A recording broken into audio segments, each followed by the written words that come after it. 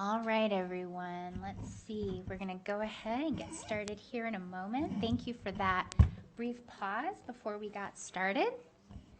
And now, at 2:09 p.m., I'd like to call to order this regular meeting of the Washoe County School District Board of Trustees. It is May 28th, 2024. Clerk Rodriguez, can we please do roll call? Yes, Madam President. Trustee Church. Here. Vice President Mayberry. Here. Trustee Nicolette. Good afternoon. I'm here. President Smith. Here. Trustee Westlake. Here. Trustee Woodley. Here. And I believe our student representative is delayed. Madam President, we have a quorum. All right. We have a very exciting new member of our team. It is his very first day of work here at the Washoe County School District. He joins us with over 20 years of leadership experience and coming to us most recently from Prominence Health. He is a graduate of the University of Nevada, Reno, and prior board member of the Governor's IT Industry Sector Council. He is very active in our community, and we are proud to have him as our new Chief of Human Resources. Please welcome Doug Owen. Would you please lead us in the pledge?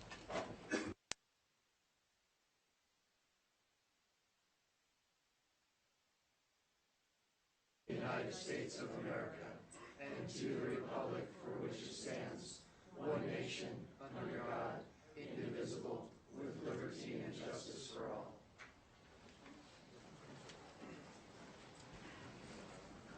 And now we'll move on to item 1.04, our land acknowledgement. Every community owes its existence and vitality to generations from around the world who contributed their hopes, dreams, and energy to making the history that led to this moment. Some were brought here against their will. Some were drawn to leave their distant homes in the hope of a better life, and some have lived on this land for more generations than can be counted. Truth and acknowledgement are critical to building mutual respect and connection across all barriers of heritage and difference. We begin this effort to acknowledge what has been buried by honoring the truth. We acknowledge that some of our educational structures are situated in the traditional homelands of the Washoe, Numu, Northern Paiute, Niwi, Western Shoshone, and Nuwu, Southern Paiute peoples. We pay respect to their elders, past and present. These lands continue to be a gathering place for Indigenous peoples, and we recognize their deep connections to these places. We extend our appreciation for the opportunity to live and learn in their territory. Thank you. Now that closes item 1.04 and section 1 in its entirety, and now we'll move on to section 2, our consent agenda items.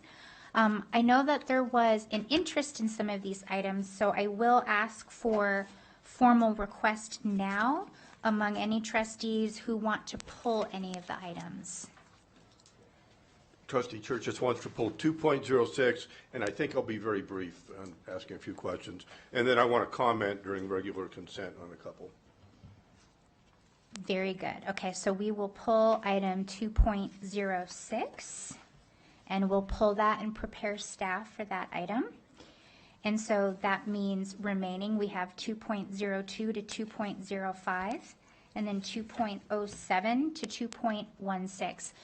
Before we go to public comment, I do want to open it up to any colleagues that have any general comment on any of those remaining items. Vice President Mayberry. Thank you. Thank you, Madam President.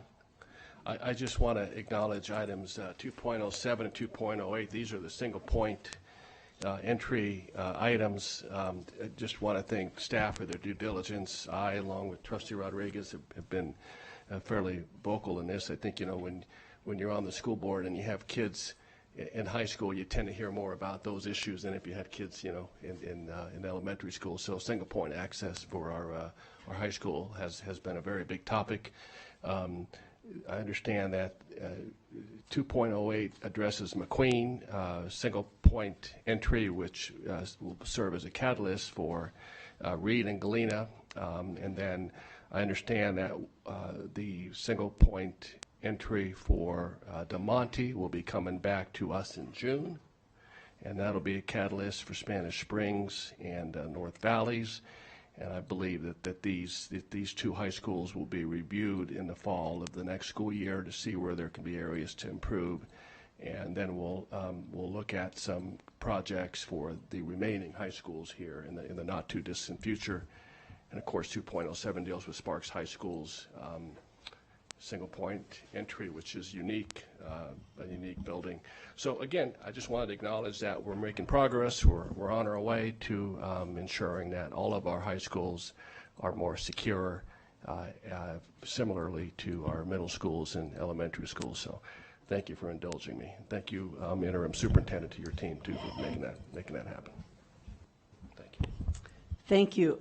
I want to just make a few comments about 2.10, and that's Aramark. I would like to direct you to the documents that are online under the board calendar, because there's a thorough explanation of why at this point we will continue with Aramark. And that is not to say that all the public comment that we have received that has been very diligent, informative, and caring about single-use plastics and our green team and concerns about the food that we serve, the nutrition, the waste, etc. These are items that we are addressing, and we will address them in a timely manner, but there are certain procedures that we must follow for our 103 schools. And it's not easy to turn on a dime when you're trying to feed 41,000 students every day. And this is something that is very near and dear to me, as it is for my colleagues. We are aware of this, and we will address it. It will be a process that we must follow to be able to move in a direction to address sustainability, less waste, higher proteins, fresh foods. It's a process, and we will be moving along with that and the research that it will take. So thank you for your patience. We are paying attention. We hear you and we understand. Thank you. Ditto. That's exactly what I was going to talk about as well, Dr. Nicolette. You nailed it. For the people that were concerned about this, it's a one-year contract. So next year things will be different. And we also, of course, have a new superintendent coming on board. Let him get his, feet wet. So let him get settled in. But that's something to address, with the superintendent down the road on this stuff.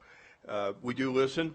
I did respond to many, and there were some great comments. And as Dr. Nicolette said, we're working on this every day. Food waste, how we serve the kids, what we serve the kids. So it's not like we're going to vote on this and we're done. Every single day, staff is on this to how can we do better. So just because we have a contract doesn't mean that we're not paying attention as the board or as a district. And then 2.16, I just wanted to comment on the reappointment of a couple members.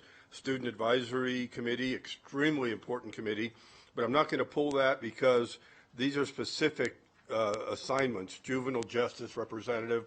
There aren't a lot of folks out there that are going to volunteer their time, so I have no problem with leaving that on there. And Roger Batten, great guy, know him, and he represents the district on a committee. So I just wanted to let people know why I'm not pulling that this time, because it's a very specific assignment. If it was like open to the general public to be on the Student Advisory Committee, I would really want that opened up. But in this case, I'm really good with it, and thank you very much for your time. All right, JJ, do we have public comment for any of those items excluding item 2.06? The board received emails from Pamela, Alan Nichols, Erica Bradley, a concerned teacher, Taylor Turner, Tina Draculich, Lori Bellis, Jolene Cook, a concerned parent from Jessie Beck Elementary School, Elizabeth Brooks, Zoe Bray, Marie Farragoul, Abby Hogan, and Catherine Schmidt, all related to consent agenda item 2.10. All right. With public comment closed, I will be looking for a motion to approve item 2.02 to 2.05 and 2.07 to 2.16. So moved. Second. All right, motion by Clerk Rodriguez, seconded by Trustee Woodley. Seeing no lights on, all those in favor, please say aye. Aye. All those opposed, nay. All right, motion carries 7-0. Thank you so much, colleagues. And now we'll go ahead and open independently consent agenda item 2.06. And Trustee Church, I will defer to you for your questions. If we have staff or... Okay, and perhaps the superintendent. My only concern with Infinite Campus, number one, citizens had asked that I open it so that they could speak, and I don't know if, I don't see them here, but as I understand it, the data is kept forever, and if there's any information on what we can do to mitigate that, so that maybe some of it gets deleted when it's no longer needed. Thank you, Trustee Church. So it actually was in your board questions. You probably haven't had a chance to review that because it was sent to you, but it is in there and it is on the record just for the public to know. But we do have Dr. Turner here who you would like to respond to that.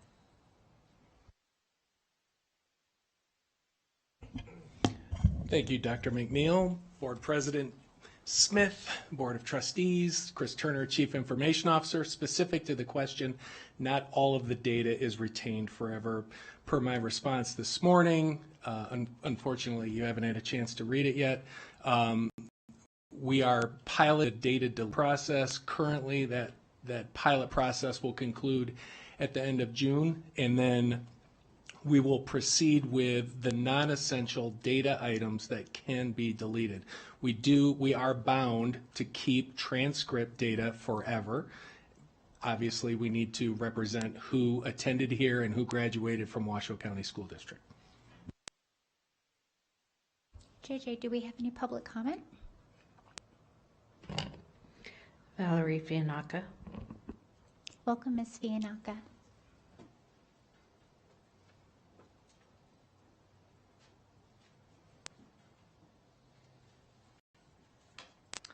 Valerie Fianacca for the record. I'm going to read you a quote from a lifelong Washoe County School District educator who was the principal at 3 district schools, worked in the district office, taught school law at UNR, and was the superintendent of Eureka School District. Some of you know who I'm talking about, Ben Zanino.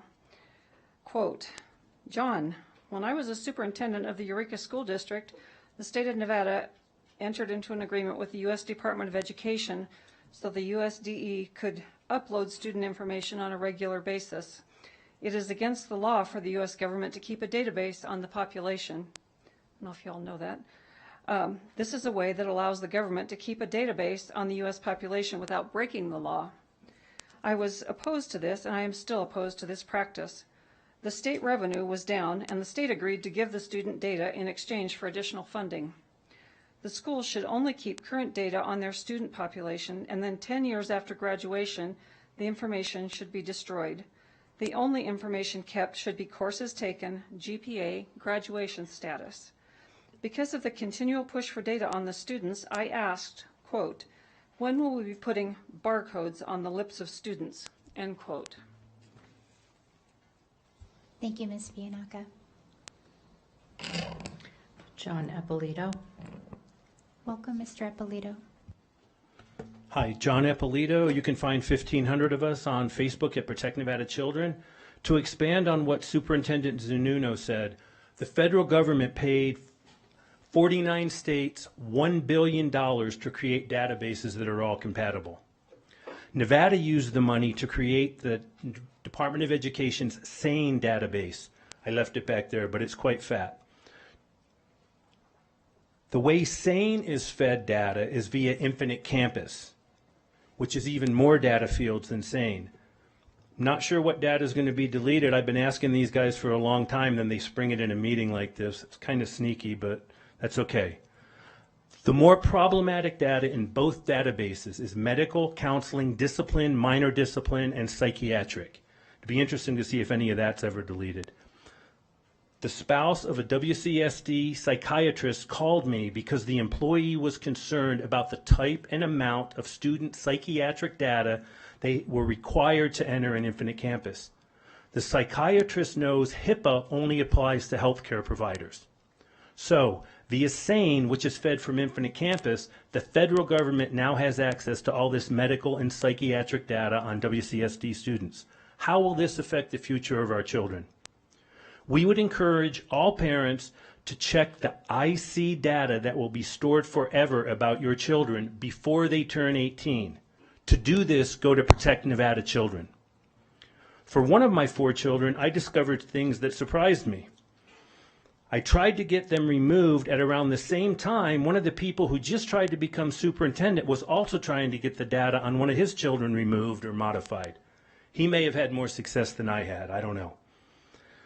About 4 years of data on my twins, when printed on 8.5 by 11 paper, was around 125 to 150 pages. Depends if it was the boy or the girl. But my kids have no medical, counseling, or psychiatric issues. Plus, none of my kids ever took the SBAC test, which generates a ton of student data for the vendor, numerous entities, and the federal government, and very little data for the district and even less data for the parents. We estimate most students' Infinite Campus records would be at least 500 pages by the time they graduate. Parents, if you don't believe me and your child is under 18, check it out at protectnevadachildren.org. Colonel Church, thank you for pulling this off the consent agenda. Neither the district nor the state of Nevada can tell us why none of this data is ever deleted. Hopefully Chris will give us more. More importantly, no one really knows how this data that's already been collected will affect the future of our children. And we've learned in other meetings, some of this data is shared with third parties.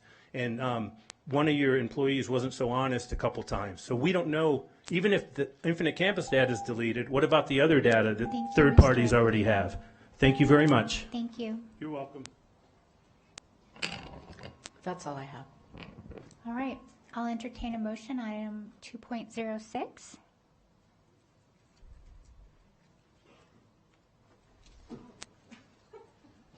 So moved. Second. All right, motion by Trustee Woodley, seconded by Clerk Rodriguez. Seeing no lights on, all those in favor, please say aye. Aye. Aye. All those opposed, nay. All right, motion carries 7-0. Thank you so much, colleagues. That closes Section 2, our consent agenda items, and now we're going to move on to Section 3, our finance items. And we have item 3.01, the presentation, discussion, and public hearing on fiscal year 2024-25 tentative budget for all district funds. Consideration of possible direction to the superintendent and staff, and possible action to approve the fiscal year 2024-25 final budget. This is an item for possible action. We welcome our Chief Financial Officer, Mark Mathers, our Budget Director, Jeff Bozzo, and because this is a unique item, I am now officially opening the public hearing on fiscal 2024-2025 tentative budget. Great.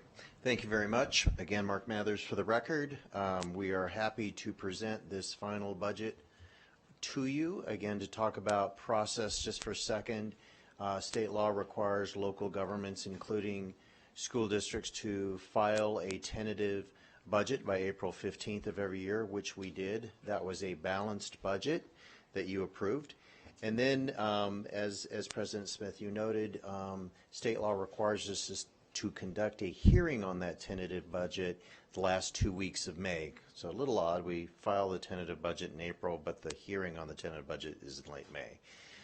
At that same date, which is today, we look for approval of the final budget from you, and we made a few notes there about kind of the requirements in state law. So that period between the tentative and final budget is normally when we would do a lot of analysis to address any remaining holes in the budget. If the budget wasn't balanced as of the approval of the tentative budget, we would identify solutions to get to a balanced budget. There might be changes at the legislature during legislative session years or other things happening that would require us to bring a pretty voluminous document to you in order to close out the budget and file a final budget by June 8th, which is the deadline for school districts. I'm happy to report to you that because the board took so many actions during January, February, March, and April in order to have a balanced budget, we really only have a few items to go over today. So I'm pretty confident in saying this will be the shortest final budget presentation, at least in my time at the district. And so This slide just lays out the very few changes to the document, and 2 of those changes are actually repetitive. And so with that, I will turn it over to Jeff Bozzo to go through them line by line. Thanks. Thanks, Mark. So we'll start off with the general fund. The tentative budget was structurally balanced. So the changes for the final budget that we have, first, we had budgeted an 8% health insurance rate increase. The recommendation from our health insurance consultant is going to be 2.57%. So we have savings of just over $1.35 million there. I'll get into this on the next slide, but we have a special education revenue decrease of just over $1 million because most of our state special ed fund is funded with a transfer from the general fund. That therefore increases the transfer from the general fund. That's what that $1 million represents there. We also have housing assistance for Gerlach staff to provide 5 more residential units for staff out in Gerlach. And then that leaves us with an unallocated amount in the budget of $266,000. So again, we'll have a structurally balanced final budget for FY25. So the special education revenue adjustment, a few weeks ago on May 3rd, the Nevada Department of Education informed us that they hadn't been making the special education payments correctly in the current fiscal year, so fiscal year 23-24. The methodology in those payments didn't line up to what the legislature had approved in the 2023 session. So with that correction, we lost about $775,000 in funding in the current fiscal year. And next year, that'll be a decrease in what we had budgeted in the tentative budget by just over $1 million. And again, we'll cover that with the health insurance rate savings, and that'll be a transfer from the general fund over to the special education fund. In the Nutrition Services Fund, as you know, you approved the expansion of CEP schools with the end of universal free after this current school year. To support families in that transition, what we're proposing is to subsidize the continuation of universal free at the non-CEP schools for the first 4 weeks of the upcoming school year. That'll give families time to get in their free and reduced lunch applications without being charged for meals those first 4 weeks. That'll result in an estimated revenue loss in the fund of $160,000, but that'll be covered by the fund's net position. And then our last change. Mr. Baza, could we just go back to that one? Just because actually I think that this is really important work that we're doing, so I just want to spend a little bit more time on it. Just for the sake of a timeline, beginning next fiscal year, due to a veto, there is no more universal free lunch with the state. But normally, to carry over, to count for free and reduced lunch, you need to sign up. Like the children and the families need to apply in the previous school year. And so that was going to create a gap of services for some of these families in these schools starting next year. So I think that this is a really creative way to avoid what would have absolutely been an administrative family community issue with getting our kids fed while we were also getting them signed up at the start of next school year too. So I just want to pause on this because feeding our kids is something that's important to, I would like to think, all of us. And this was a creative way to bridge that. So could you just pause on that one a little bit more and just kind of explain that? Or Mr. Mathers can too. So I'll just kind of clarify a little bit here. You are correct in that if we didn't do this, what we were looking at was kind of a two-step process for FRL verifications. If a family who qualifies for FRL filled out their FRL application this school year, that would give them a period, I think it was 30 days, to carry forward into next year. Then they'd have to fill out an FRL application again next school year. So the communication on that would be challenging. And so the idea, working with Adam Searcy, our Chief Operations Officer, and Aramark, was instead to provide a 1-month kind of grace period, a transition period next school year, so that families only had to fill out the FRL application once, and they had all of, that 4-week period after the start of school, April 12th through September 10th, something like that, to complete that application. Otherwise, those families would get a bill, and then we'd have to zero out the bill later, creating all kinds of confusion. So this was an idea we kicked around, modeled, and the fund can't afford it. It'll come out of the fund balance.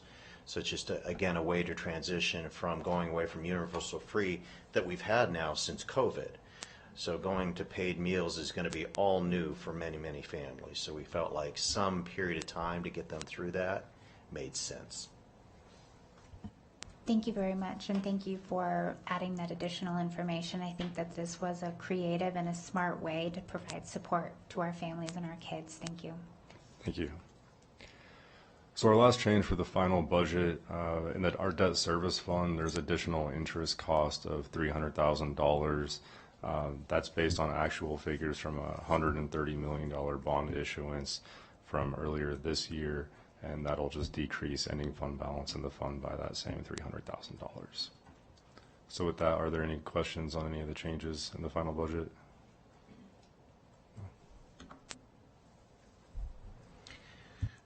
So we could either move forward to closing the public hearing and taking action on the final budget, or we did want to mention or go over, at least show you slides, just again highlighting all of the significant actions taken on our board in this unprecedented budget year.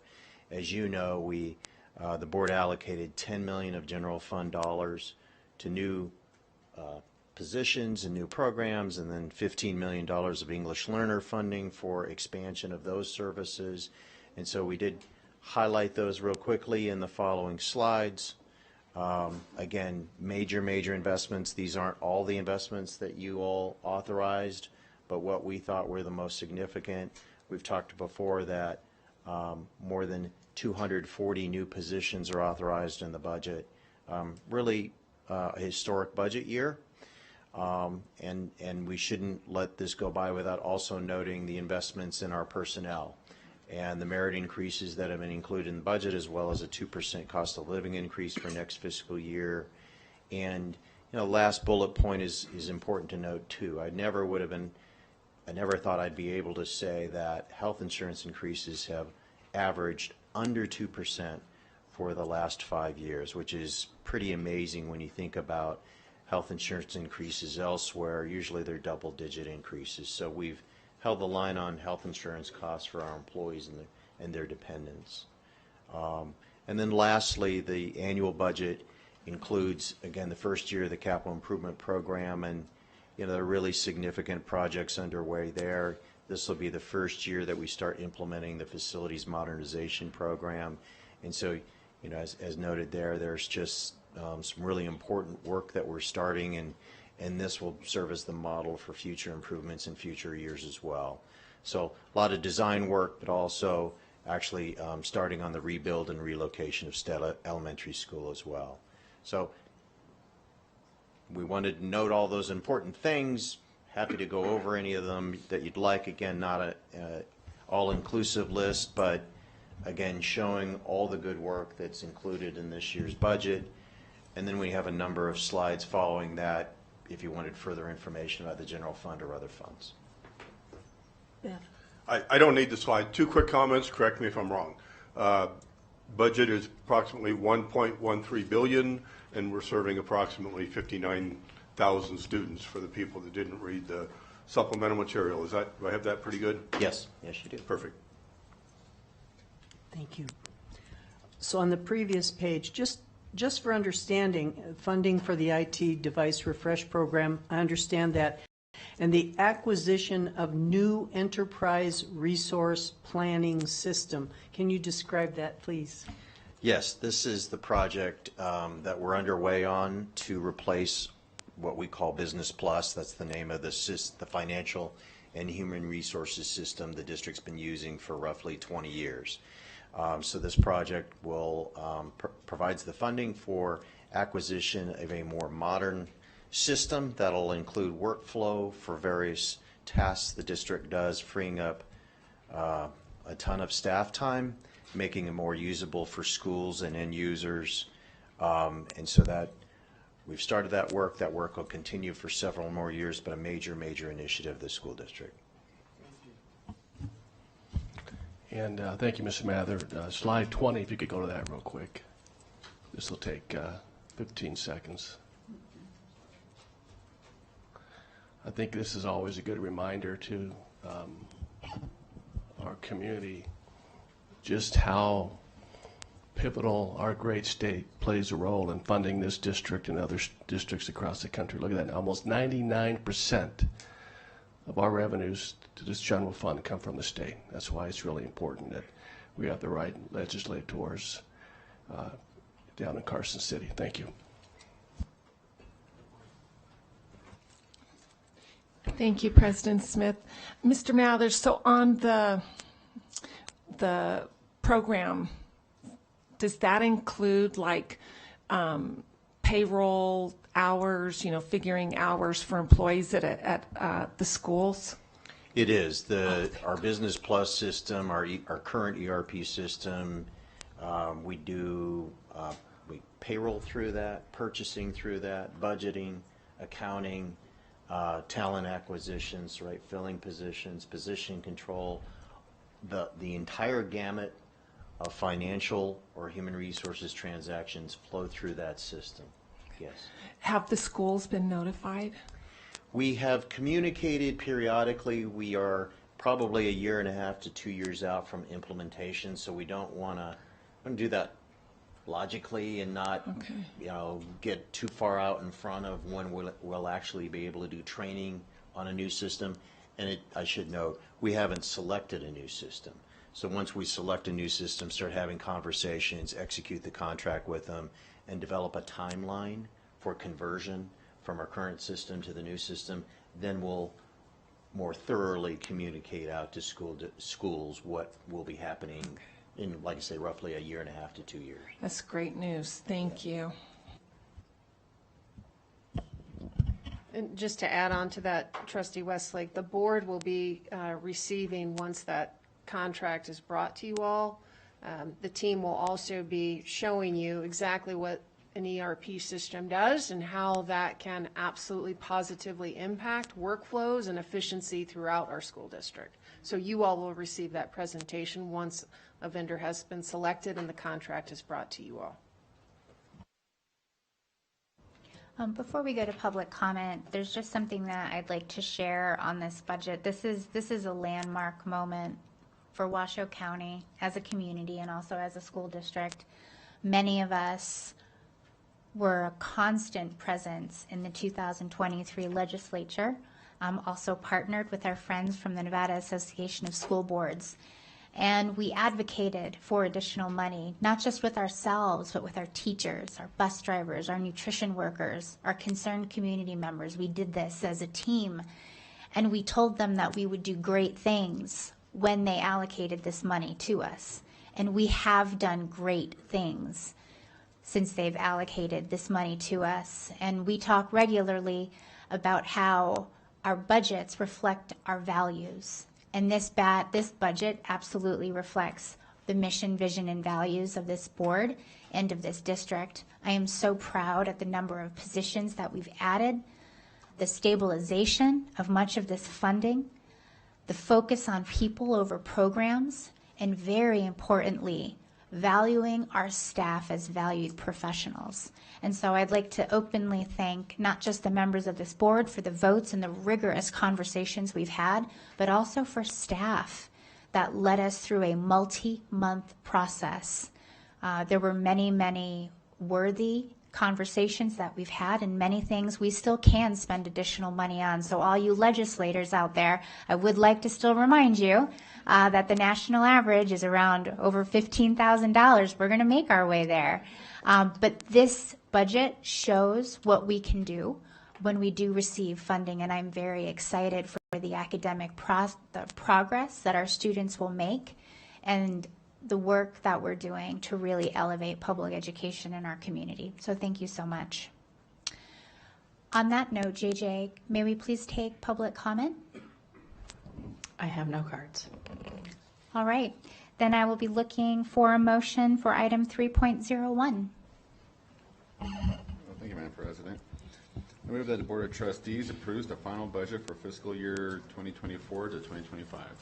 Second.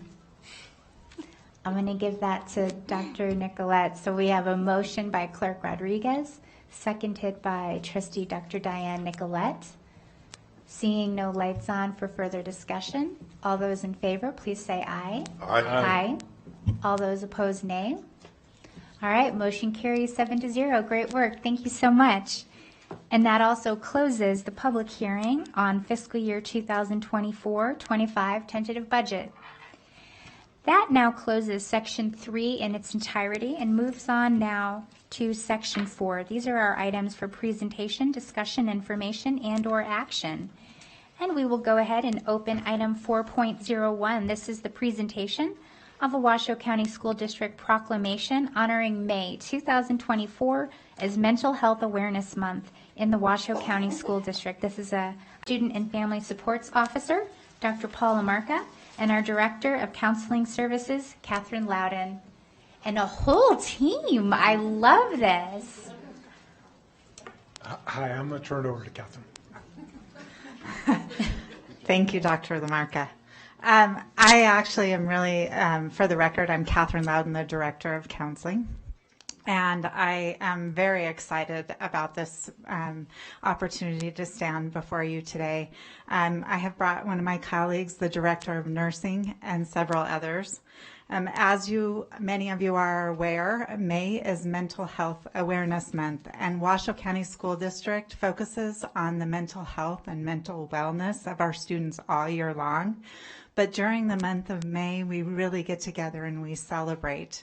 And there are direct activities, additional fun activities with our students that are part of Leadership and Student Voice, with our teachers, with our schools and our staff.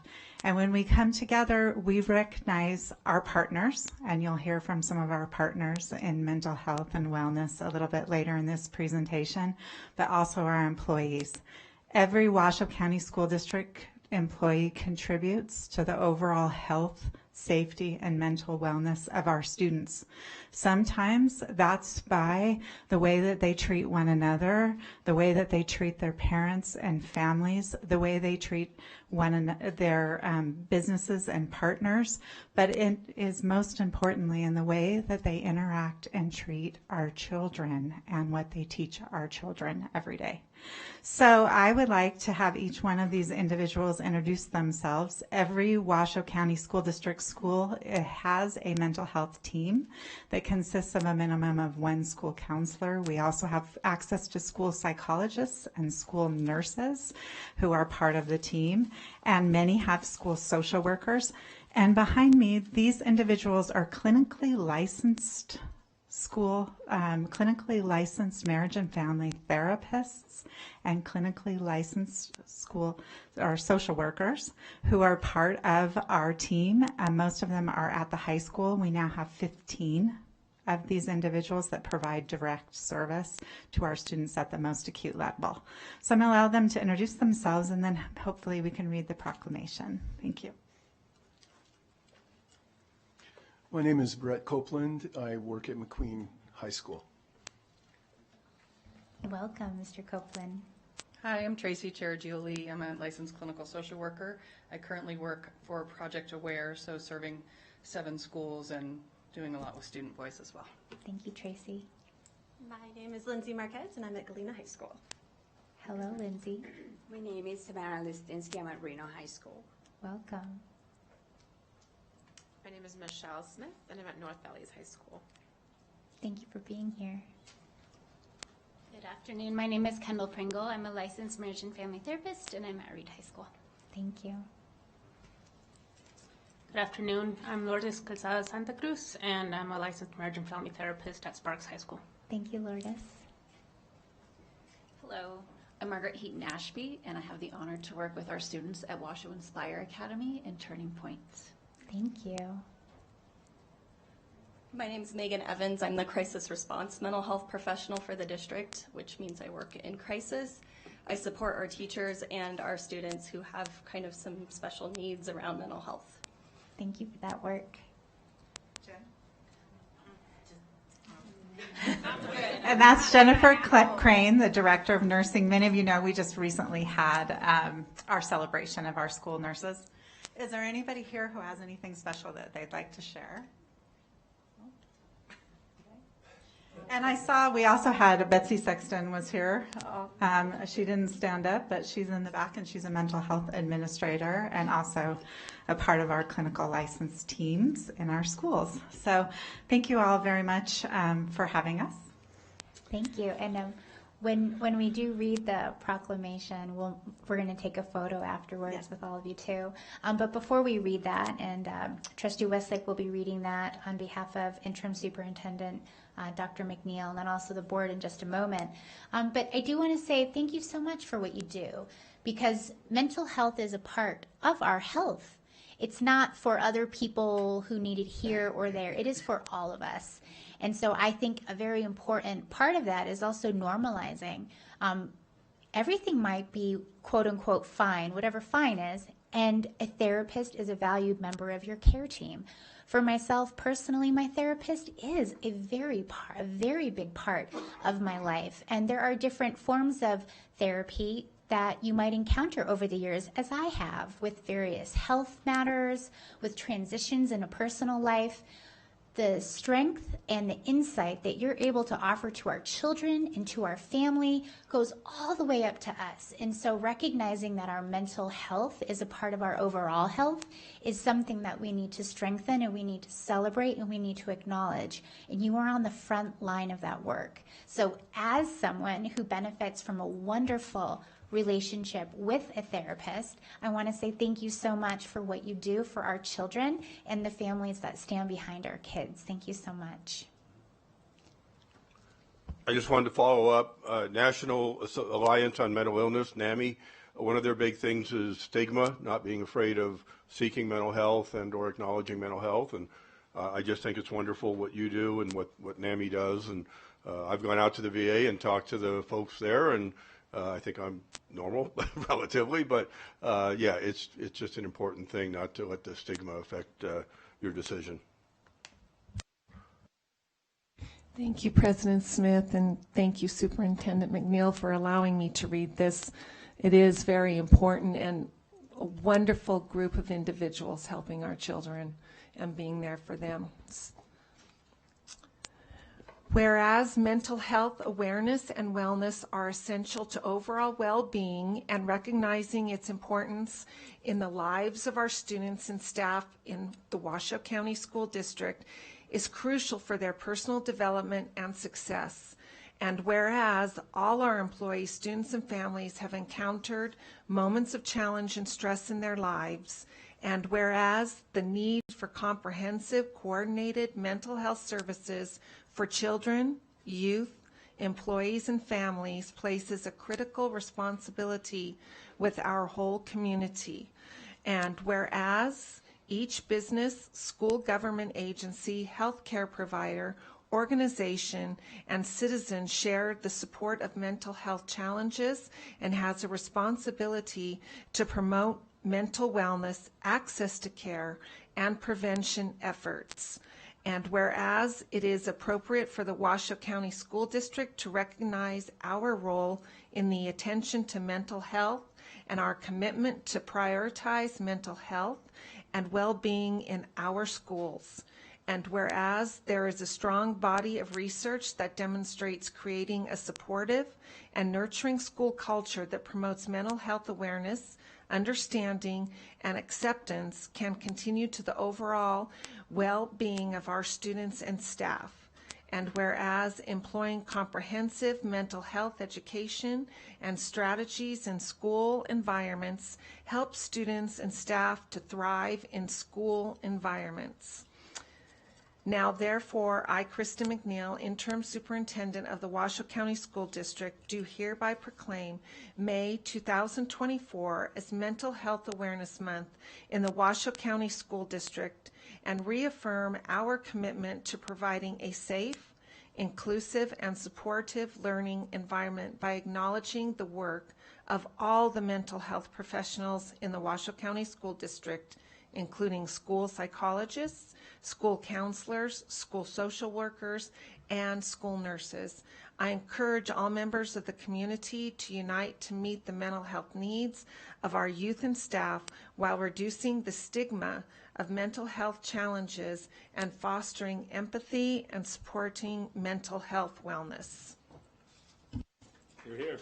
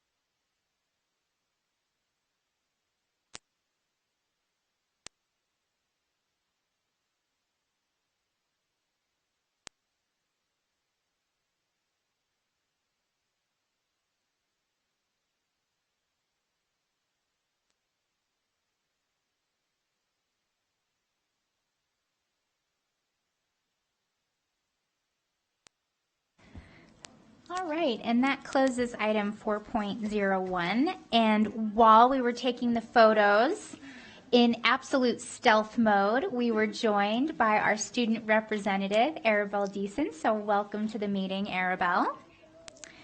All right, and we will move on now to item 4.02. I am really excited about this one. This is the presentation and discussion on the purpose and future of the Nevada Association of School Boards. This is an item for presentation and discussion only. The Nevada Association of School Boards is also known as NASB when you hear us use that acronym. And we are so honored today. Come on up.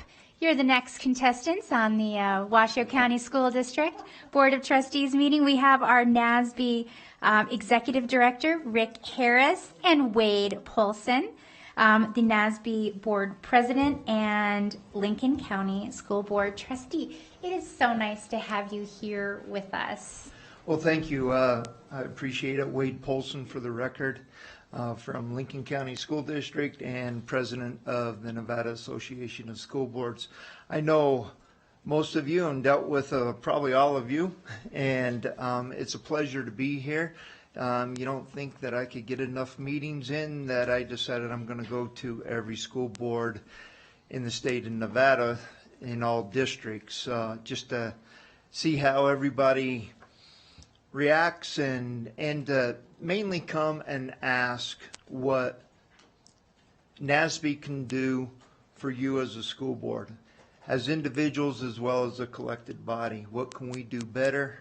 What are some things that we've started some initiatives, but what are some things that are concerning to you as well as things that we do well and you'd like to continue? I've been a school board trustee since 2010. I'm on my last term, and I got 2 years left and term out in 2026. And that whole time I've been part of NASB.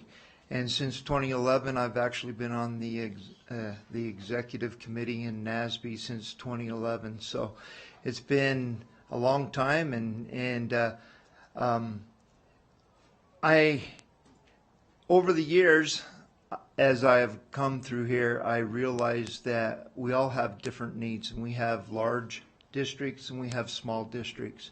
And the thing that has impressed me about the Nevada Association of School Boards is we take every district seriously and their problems as well as their successes. And Nevada is unique.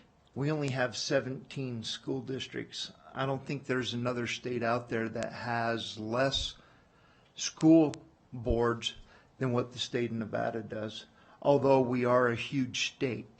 And because of that, our logistics are challenging at best.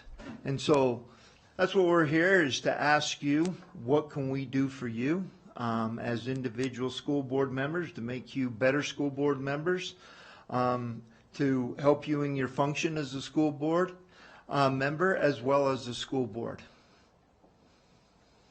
Well, thank you so much. And we're actually quite lucky because 2 members of this board serve in a unique role for NASB. And so before we start our dialogue, I would really appreciate Trustee Dr. Diane Nicolette and Trustee Colleen Westlake talking a bit about the special roles that you play within NASB, both representing this body and then also all of NASB as well. And we'll start with Dr. Nicolette.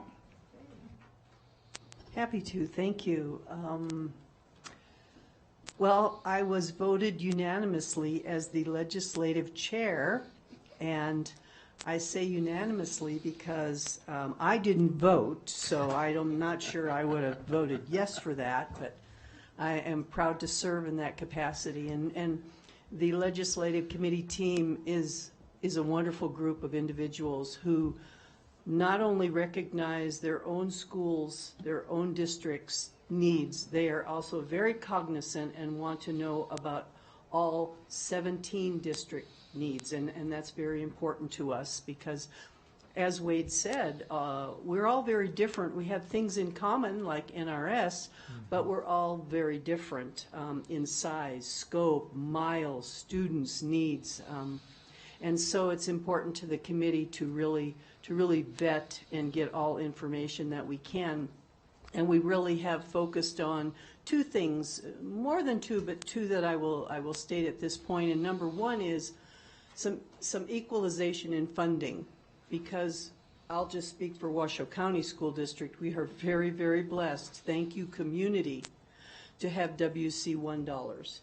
And my colleagues throughout the state of Nevada do not have that opportunity. And so that's something as a group, even though I'm always looking for, as I know my colleague Colleen Westlake is, we're always looking for what Washoe County needs. What do we need? How can NASB support us? It's more than just about us. It's about a collective and us coming together. And then the other thing that's really risen to the top, and we talk about it in very different ways, and that is safety. Safety in our schools, safety for our employees, safety for our students, and we recognize that it's a very complex and multi-layered approach to thinking and what we may move forward with in the next legislative session 2025 and what that could look like in possible BDRs, bills, etc. So we have really come together, and we're very, very blessed to have 104 school board trustees in the state of Nevada, and we work together very well. We don't always agree, but we always have a good time when we get together. And Dr. Nicolette, you mentioned the legislative chair. Did you also mention that you represent our board on the executive committee for NASB too? Oh, because one of you is the board of directors and one of you is the executive committee, so board of directors, right? Yes. Okay. So Dr. Nicolette represents us in both ways. Other way, yes, executive and board of directors. Yes, so you're Yes. on the executive committee. Very good. All equally important. Thank you, President Smith, and so glad to get to see you 2 gentlemen today. So I was appointed to be on the board of directors for NASB and represent Washoe County, and I've just been in this role very short time, but I can already tell that it's just a feeding ground of information Wade and Rick give so many different opportunities of boards getting together, communicating what's working in their school district, what they've been trying in their school district, gathering information from presenters. We had presenters the last convention in Vegas, and I just took back so many good things, a lot of, reinforcing and building the student voice and building on that. And so that is what I plan to advocate for, and to pass along the information regarding that.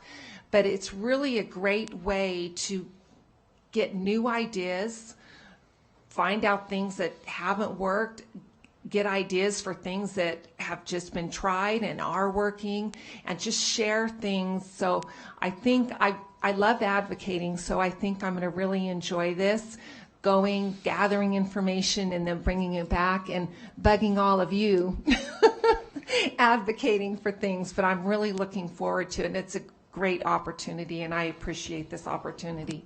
Thank you. If I may, I have to do one more plug because this is extremely important. And Rick, former Washoe County School District employee, is a master, along with the team, putting together training that speaks to 104 different unique people in different unique situations, yet common goals.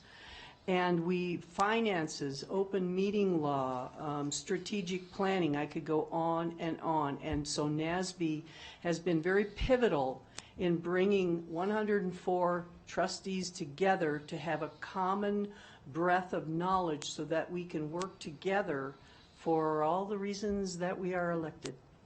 Thank you. And that's where I'd like to start off with, but also want to thank both Trustee Westlake and Trustee Nicolette, because this is really meant to be a loop of information. And I know that there was a meeting in March, and I have not mentioned this to either of you because I knew we were eventually going to be doing this. And that is that you were both so engaged and so impressive to so many of the colleagues there, that I was receiving text messages from other attendees down in Las Vegas praising how involved you were, especially you, Trustee Westlake. Everybody was thrilled with your engagement, with your enthusiasm. They're very excited to see you in this role, and I know that you're going to bring back strong ideas for us. And that's really where I'd like to jump off, is with the training. So I'll tell you personally, I was appointed originally to this board in July of 2021. And anything I thought I knew, I realized I didn't know very much, because it's one thing when you believe you could do this role, and it's another when you're actually in it. And that happened to be very well timed because of it wasn't quite as far as it is now, but there was I think it was in November, it was the annual training. And so just so everybody knows, all the trustees across the state come to an annual conference. I filled an entire notebook on everything that I learned. And I walked away from that training session so much more educated and able to do this work so much better. So I think one of the things that you do very well is the training. I have heard that, I know that some of our colleagues would like us to hold more of these trainings in other areas besides just like Washoe, and then also, Clark or around those areas. But I think that that's really, really impressive. So to continue with the education is really strong. And then also the advocacy with the legislative work. I don't know what you could share or not share, but for the public to know, all the trustees across the state of Nevada had the opportunity to weigh in on priorities that they wanted to see, because something I'd really like to see from NASB is more advocacy in the legislative process. And again, we have Dr. Nicolette doing that, because there are some realities of challenges that we're facing. And then what I would also consider the privilege of serving, which is in part due to the stipend that's involved with service, among other things. So something I would really like to see more of, or to maybe come back at another time, either through Trustee Nicolette and Westlake or both of you, is to talk about the advocacy work that we're going to be doing in the legislative session coming up, because we're working within these confines, but the reality is we do need to push forward with advocacy for funding for our rural counties or other counties that don't have the benefit of WC1, and then also for changing some of the structures through which we actually operate as school boards and school districts. So those are just some preliminary thoughts. Yeah, I can give you an update on our legislative initiatives. So the process is every district has a director. And so we have 17 directors on our board. And then you have an executive committee, which is made up of Washoe has a representative, Clark County has a representative, there's a rural liaison that has a representative, and then you have an at-large representative. You also have your president, which I am the president of this year, and then we have a president-elect. Then we have a vice president, and then we have the legislative chair, and that makes up, and then you have any past president that has served as a president. I was also the president of NASB back in 2017, so I've been on, because I've been a past president also. And so that makes up the executive committee. And then we have representatives of each district, so there's 17. And then we have the joint board meetings that we have once a quarter, and we go through it. The initiatives of NESB and how we can improve and those kind of things.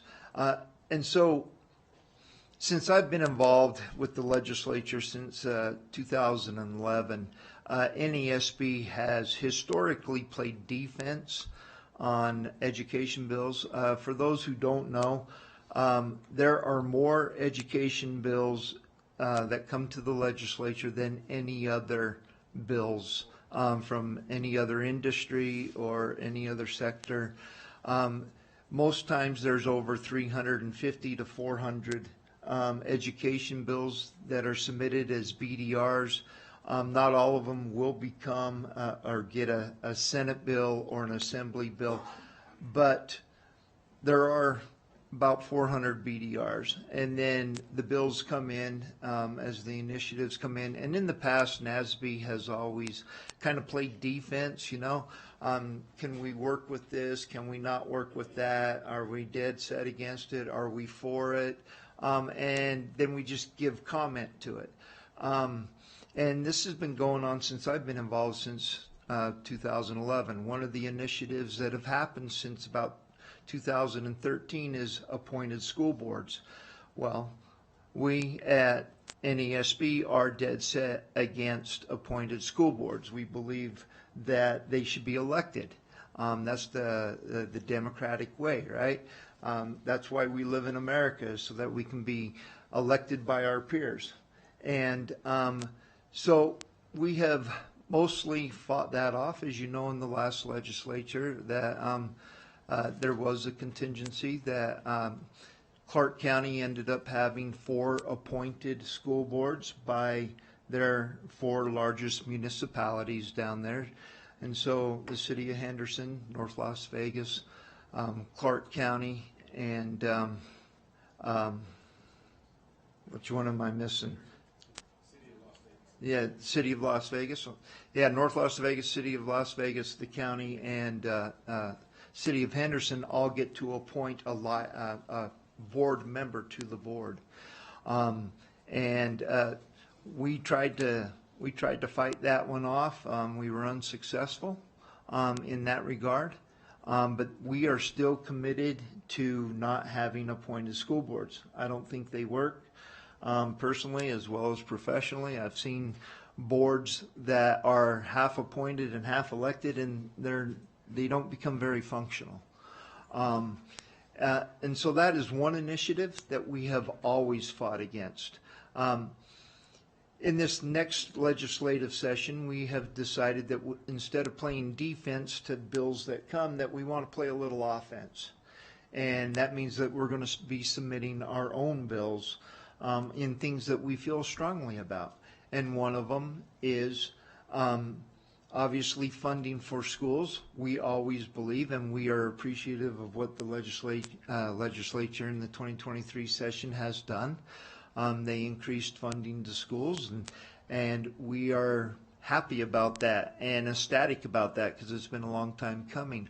Although one of the issues that was created because of that funding mechanisms and because of the DSA and the way that it all works together, and I'm not an accountant, and I'm sure your financial people can explain it a lot better than I can. However, what has happened is now if you start to build or have funds that are extra, the state can come in and take them or give you less money the next time around. And so the issue has become that now there are currently 12 to 13 school districts that cannot build buildings. They don't have the capability of building a building. For instance, and I'll use Lincoln County as an example. Lincoln County School District, we just passed a bond at capacity for $5 million. That's all we can bond for. $5 million will fix HVAC systems and roofs, but it will not build a new school. The infrastructure across rural Nevada is on average 65 years old. On average. So the buildings that our kids are going through are going to, and the infrastructure that is in place on average is at 65 years.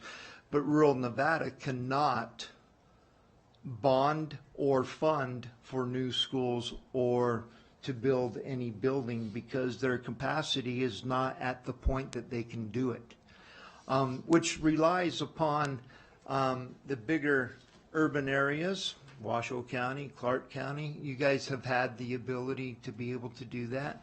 Rural Nevada has not been able to do that. So one of our initiatives is to go to the legislature and say, we are thankful for the funding that you have given us, and this is adequate funding at this point, but if we're going to improve our infrastructure to our kids across the state of Nevada, there's going to have to be some mechanism, some way in which we can bond, use our bonding capacity, but also receive extra outside money from the state or from some other area to be able to replace our infrastructure going forward, because at present there is nothing. So that's one initiative. Another initiative is safety. We all want our kids to be safe. We all want, safety is paramount in our schools. And we want our kids, as parents, as teachers, as professionals, we want our kids to be able to go to school and to come home, and to come home safely. And what does that look like, and what are the needs? And so there's a safety aspect that we are bringing forth toward the legislature to be able to make sure that our kids are safe at school. And it's not just brick and mortar safety. There's other ways of safety other than brick and mortar, and so there's other aspects of it. Another initiative is, and you guys talked about it in your audit, your food service program. The federal government has been funding since COVID, and in my opinion, I think that should be a national-wide initiative. And that's one of the things that we would like to do, is put forth a joint resolution through the Senate and through the Assembly to send back to our national delegation. There is a national movement to be able to feed the kids across the United States. And if there's anything that the federal government should be involved in, I think it's feeding kids, making sure that every kid has a meal once, twice a day. You know, what else? The kids are our future. We need to feed them. And so that's another initiative that we're going to be doing in the 2025 legislature. And I know there's different aspects of it and different opinions to it, but these are things that we need to talk about. If you don't start talking about them today, they never happen tomorrow. So. Thank you. I appreciate that. I will say on the adequate, my asterisk on that would be, I don't know that it's adequate, but I would ask, I would at least like Nevada to be national average. if we're going to be compared to other states, I do think that our per pupil funding should at least be at the national average. I'm not even talking about more, just average. That would be great for me. Trustee Church. Thank you. And I was proud to be on the committee, the board, and gave that over to Trustee Westlake, and thank you very much for taking that off my shoulders. So I'm going to ask you some hard questions. You know these are coming. These aren't any surprises. And Rick, stop interrupting when Wade's talking. You're just joking. So we pay, as I understand it, Washoe County pays you folks, NASB, $23,000 a year. Mm-hmm. And much of what you do is lobbying. And of that, here's the question, you know it's coming. $13,000 of NASB money belong to the national organization. As of last week, they came out again with their position on gender sports. They take staunch positions on issues that some of us disagree with. It doesn't matter whether they're for or against it. Somebody's losing out in this deal. You're using our taxpayer money, which people give to the school district, we give it to you, you give it to national, and they advocate for things that don't necessarily everybody agree with. So can you comment on that? I sure can, and I'm happy to do so. Wade Polson for the record. Yes, national organizations come out with different agendas. Does that mean that we have to be part of that agenda? No, it doesn't. But I will tell you, on the national, the National School Board Association has provided us with lots of good professional development training. We just went back to a national conference back in New Orleans, and I don't know if how many of you went, if any of you went, but back there they had a rural summit. Okay, and what's a rural summit? Well, to me that was a big deal. Rural summit is about rural schools, kids at rural schools, and I learned something there. Do you know that there are some school districts across the country in which kids, juniors and seniors, can go through and get their associate's degree before they graduate from high school? And some school districts pay for it. Others do not, right? But I did not know that. I mean, in my school district, we have the ability, but the school district, we don't pay for it. The student has to pay for it, and the parents have to pay for it. Well, they had a student council there, and it was interesting to listen to them. And there's a gal from Hanksville, Utah. I don't know if you know where Hanksville is. It's down by Lake Powell.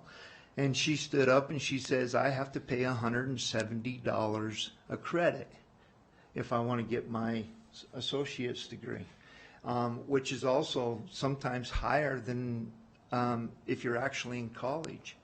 And so one thing that I learned from that is that there are availability for kids to be able to get grant money, and also to be able to double down on that money with district money, to be able to have that so that the district will pay for that money, so that a kid can actually, if they work hard, can come out of high school with an associate's degree, something that come through the National School Board Association. And yeah, there's lots of things that you may disagree with on the national level. There's a lot of things I disagree with on the national level.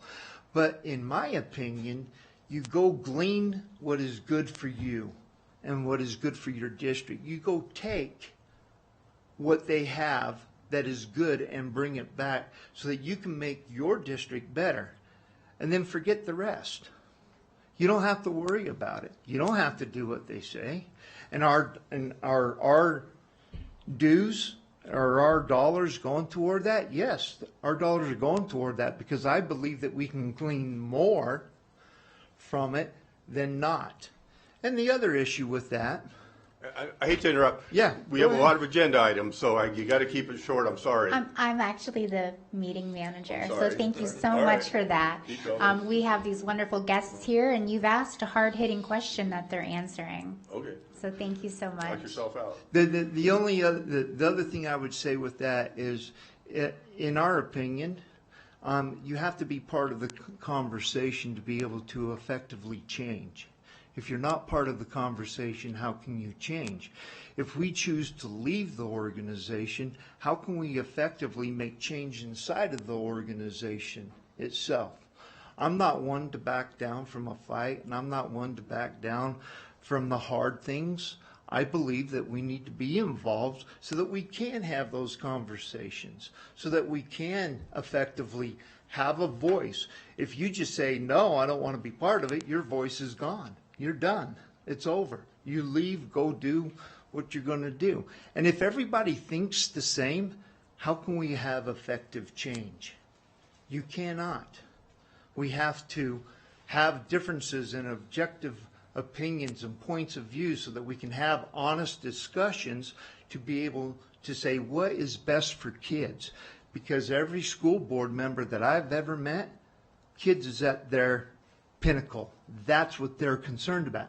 You are a school board member because you believe in the kids and you want to have the best for your kids in your school district. I've never met a school board member that doesn't have that goal in mind.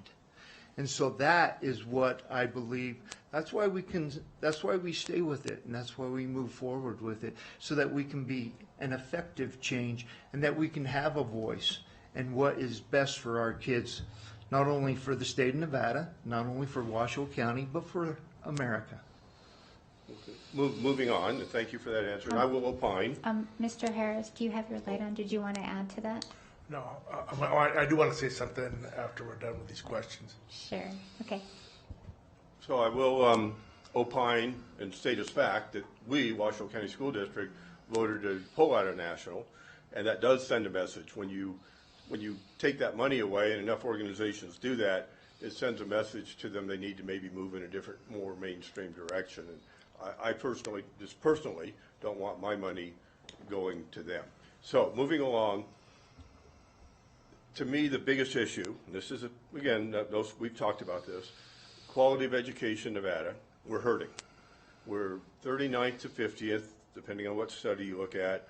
I've got the stats for the state of Nevada, 35% chronic absenteeism, 19% high school proficiency in math, 81%, 82% graduation rate. I can go on and on. I will, room for improvement, constructive advice, having served on the board, I really believe that NASB needs to move in a better direction on addressing that. Can you comment? Rick? Yeah, Trustee Smith, Board, Superintendent Kristen McNeil, Rick Harris, Executive Director, for the record. I want to say a couple things. One, we're about three things, and we've already talked about two of them, the training and the advocacy, and the last thing is mentoring. Those three things are what we focus in on.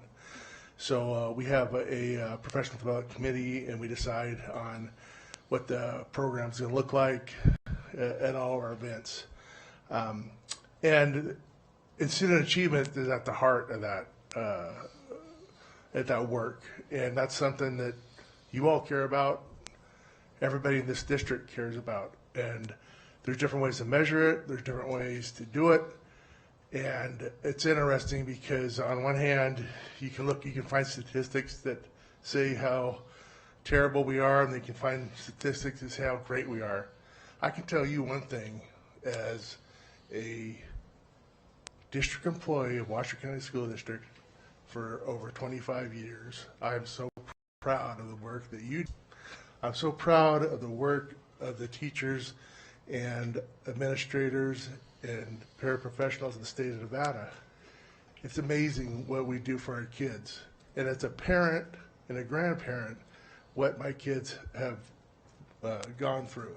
And when I talk to people, it's interesting when people do complain or bring up the student achievement question, I ask them about their experience, and most of them, and you guys are probably the same, have great experiences. We're not 100 out of 100, but we do pretty darn well.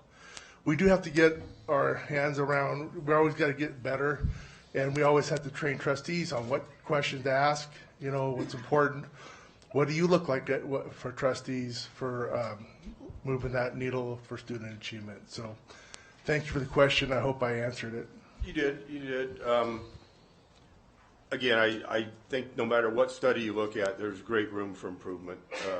We're not doing well as a state, and I just advocate for you folks to take that more prominent role.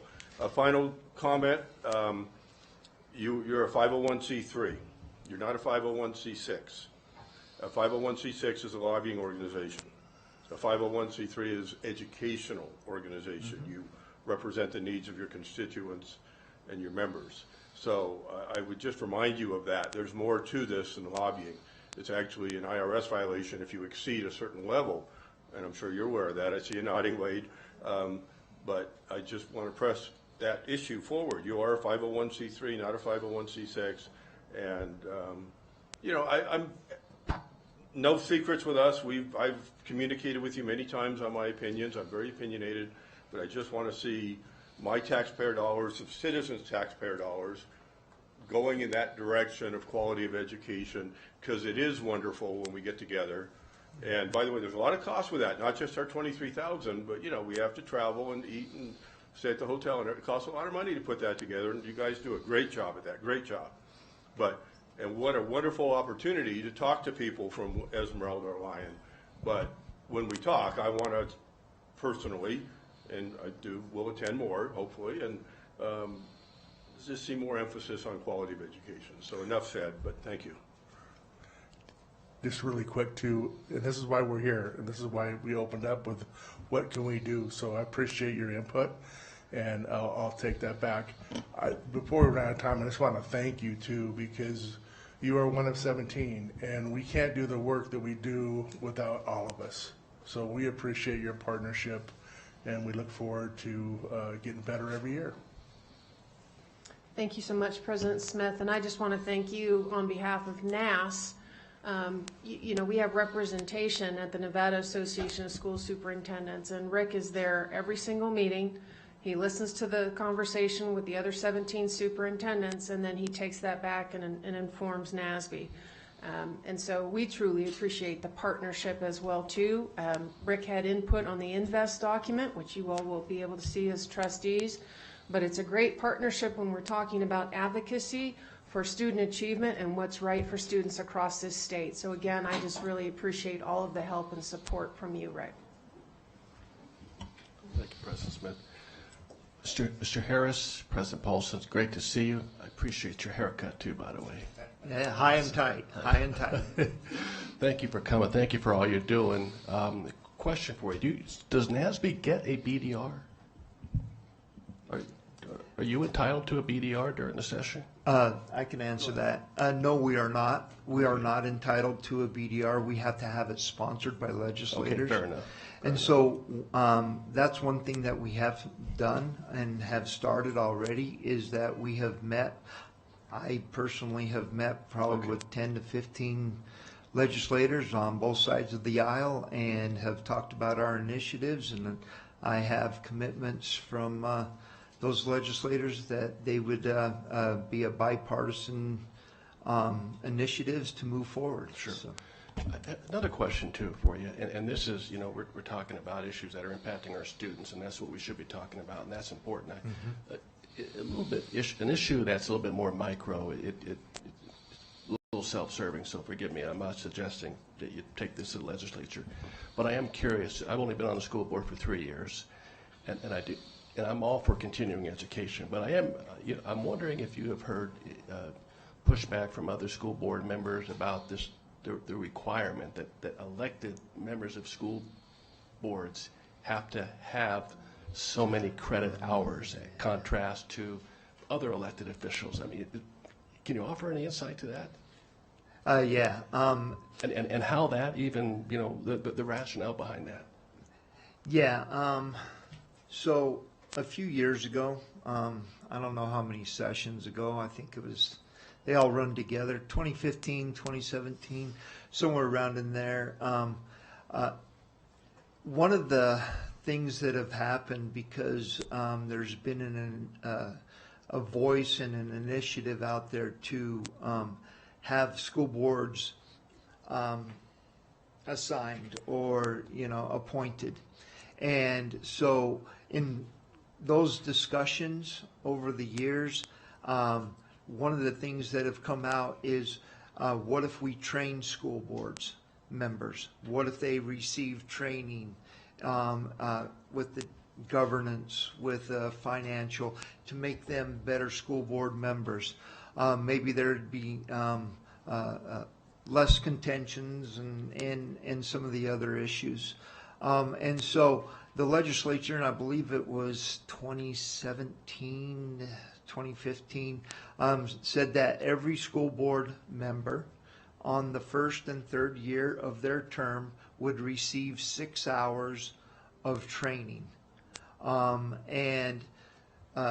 So that's one thing that they established. They put it in the NRS, and that's one thing that NASB does is we provide that professional training. And so yes, there has been that.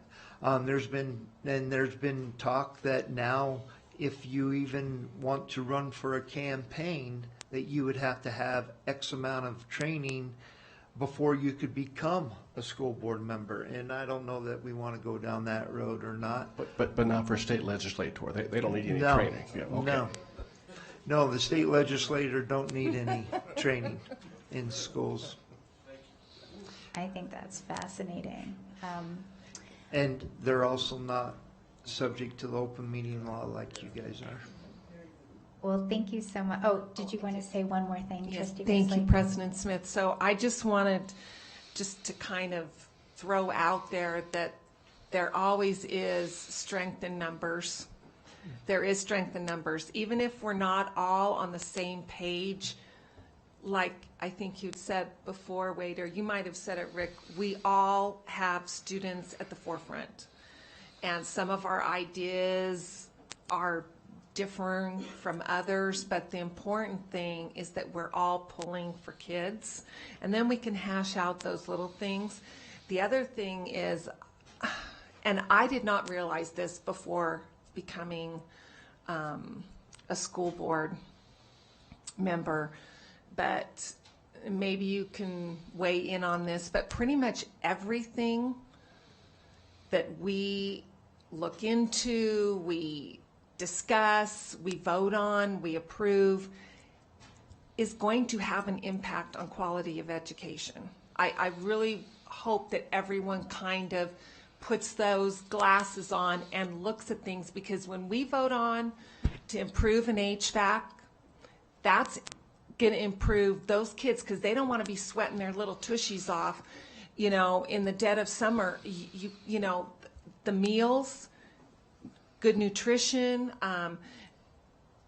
making mental health awareness for May, and stating out loud how important it is for these kids to have the mental support. Everything that really comes through is going to have an impact on the quality of education. And if we keep moving down that road, little steps here, little steps there, we're going to eventually get that. Most of the money that we received is going for things that is going to definitely have an impact on quality of education. And so if our mindset is put the kids first, everything we do following that is going to impact quality of education. But it takes time. It does take time. And we're getting back to where we were pre-COVID, where we hadn't made any gains in 2 years after COVID. And now we're back there, so now we're gonna go up. We were just stagnant. So I really have high hopes for what we're gonna see in the next couple of years. And I think, again, strength in numbers to push the things that we need to make things better for the kids. Thank you. Thank you. And Trustee Westlake, you're demonstrating exactly why your fellow executive members, your board of directors members are so happy to have you representing Washoe County School District on that group. They're just so resoundingly pleased to have you. I'll give the last word to Clerk Rodriguez, and then we'll wrap it up. Yeah, I just want to say thank you guys for coming, especially traveling such a far away, and for all the work that you do representing our state school boards. So thank you guys. Thank you. Thank you for having us. Appreciate it. Thank you for allowing us to come up and give you a presentation and answer your questions. And thank you for serving as school board members. I know it's not easy. It's not fun at times, but if we maintain and press forward with student outcomes, we'll get rid of all the adult problems, won't we? Well, Executive Director Harris and President Paulson, thank you so much for being here. And President Paulson, you should be truly honored and recognized within this community for serving Nevada public education for 14 years now, a total of 16 when you're done. That's tremendous, and that's something I look up to, so thank you so much. Thank you. Thank you to both of you. All right, team, that closes item 4.02 and brings us now to a really exciting item, 4.03, the presentation and discussion of key community partnerships with the Children's Cabinet, Community in Schools, and Dean's Future Scholars, and how they help to support student success. This is an item for presentation and discussion only. And to the public and to my board colleagues, we will take a break after this item. And so with us today, we have again our Chief Student and Family Supports Officer, Dr. Paul Lamarca, is joined by some wonderful people that do tremendous service, not just for our district, but for the community. From the Children's Cabinet, we have Kim Young, their Executive Director. From Community in Schools of Western Nevada, we have Nicole Willis-Grimes, also their Executive Director. And from Dean's Future Scholars, we have Manuel Ortiz, their Assistant Director, because I believe your Director is also serving the public right now in another capacity. Yes. Thank you so much for being here. We're so excited to have you. Thank you, President Smith, Superintendent McNeil, members of the board. Thank you for the opportunity. For the record, Paul Lamarca, Chief Student Family Supports Officer, and you've introduced these wonderful people, so I won't do that. We are very excited to provide this presentation, and I will be very brief, and I'm going to turn it over to the experts. So we're going to start with our promise statement as we typically do, but I think tonight this has special meaning. As you know, we'll know every student by name, face, and strength and need, so that they graduate for the future that they want, and we'll do this in partnership with families and community. And so here we are with our community. Also want to highlight our strategic plan in Pillar 2, which is to strengthen and expand our family, community, and school partnerships. So again, this speaks to that pillar, and this is very much directly related to three of our goals, to our safety and belonging goal, but also our academic achievement and growth goal, as well as our empowering students for the future.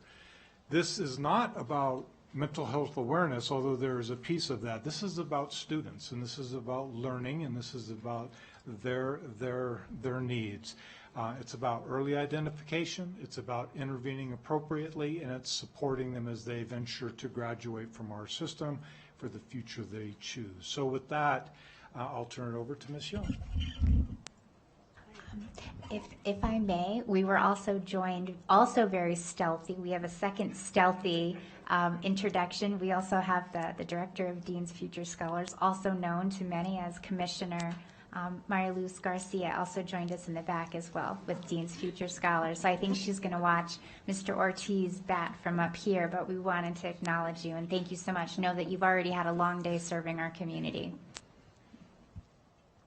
Thank you, Dr. Lamarca, President Smith, Superintendent McNeil, and trustees. Kim Young from the Children's Cabinet for the record. The Children's Cabinet, just one of the programs in which we partner with the Washoe County School District is our Signs of Suicide program. We have been working together on suicide prevention with SOS since the 2018-2019 school year. Youth mental health is a huge priority for the Children's Cabinet, as you can imagine, and we have enjoyed this partnership, which allows us to talk with students in the schools and have an understanding of what they're encountering and how we can support them to reduce depression and reduce those suicidal tendencies. Currently, the Washoe County School District provides the Children's Cabinet with $249,000 per year to support this program. That does leave a funding gap of about $76,000, which the Children's Cabinet is committed to supporting and fundraising for, because we think this program is incredibly important. The Youth Risk Behavior Survey in 2021, filled out by Washoe County, Nevada middle school students, showed that, self-reported by our students, 32.7% of middle schoolers felt sad, hopeless, almost every day for 2 or more weeks in a row during the 12 months prior to the survey. 17.7% of our middle school students seriously considered killing themselves during the 12 months before the survey. 11.3% of our middle school students made a plan about how they would kill themselves in that 12 months prior to the survey. And almost 6% had actually tried to kill themselves in those 12 months prior. So these are really hard-hitting numbers, and they really show us where our kids are at and what they're feeling, and the importance of intervening at the middle school level. Suicide is the second leading cause of death among adolescents in the United States. We know that students who are struggling with anxiety, depression, and other social emotional challenges are not learning at those optimal levels. We know that education and the teachers and the school staff that our kids are seeing every day are an amazing protective factor, and they are the supporter for our kids in their long-term success. Nevada revised statute does require school districts implement suicide prevention curriculum. However, it is an unfunded mandate.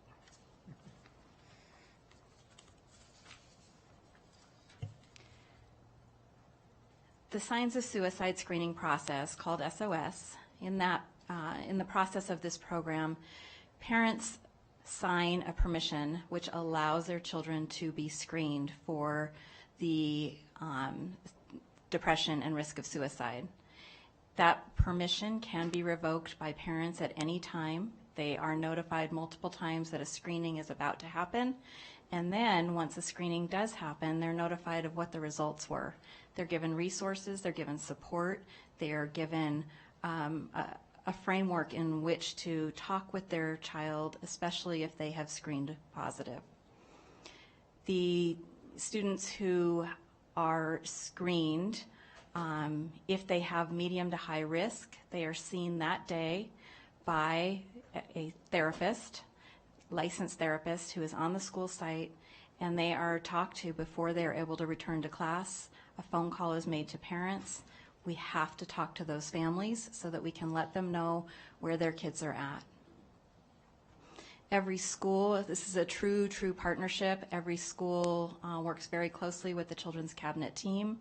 The mental health professionals that you met earlier today are tremendous friends of ours.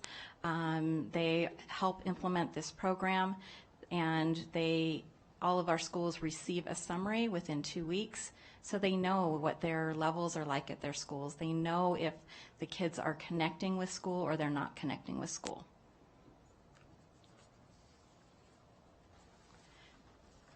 This just shows you the trend that we've seen in suicide risk over the historical time that we've been doing SOS screening. So from 2019 to 2024, you'll see it has stayed about constant. About 35% of our kids are showing signs of depression and risk of suicide.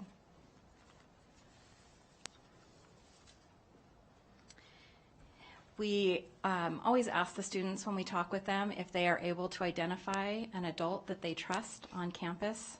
And we find that there are about 19% during this last school year, 19% of our 7th graders were not able to identify a trusted adult. So this is an area where we need to do some work.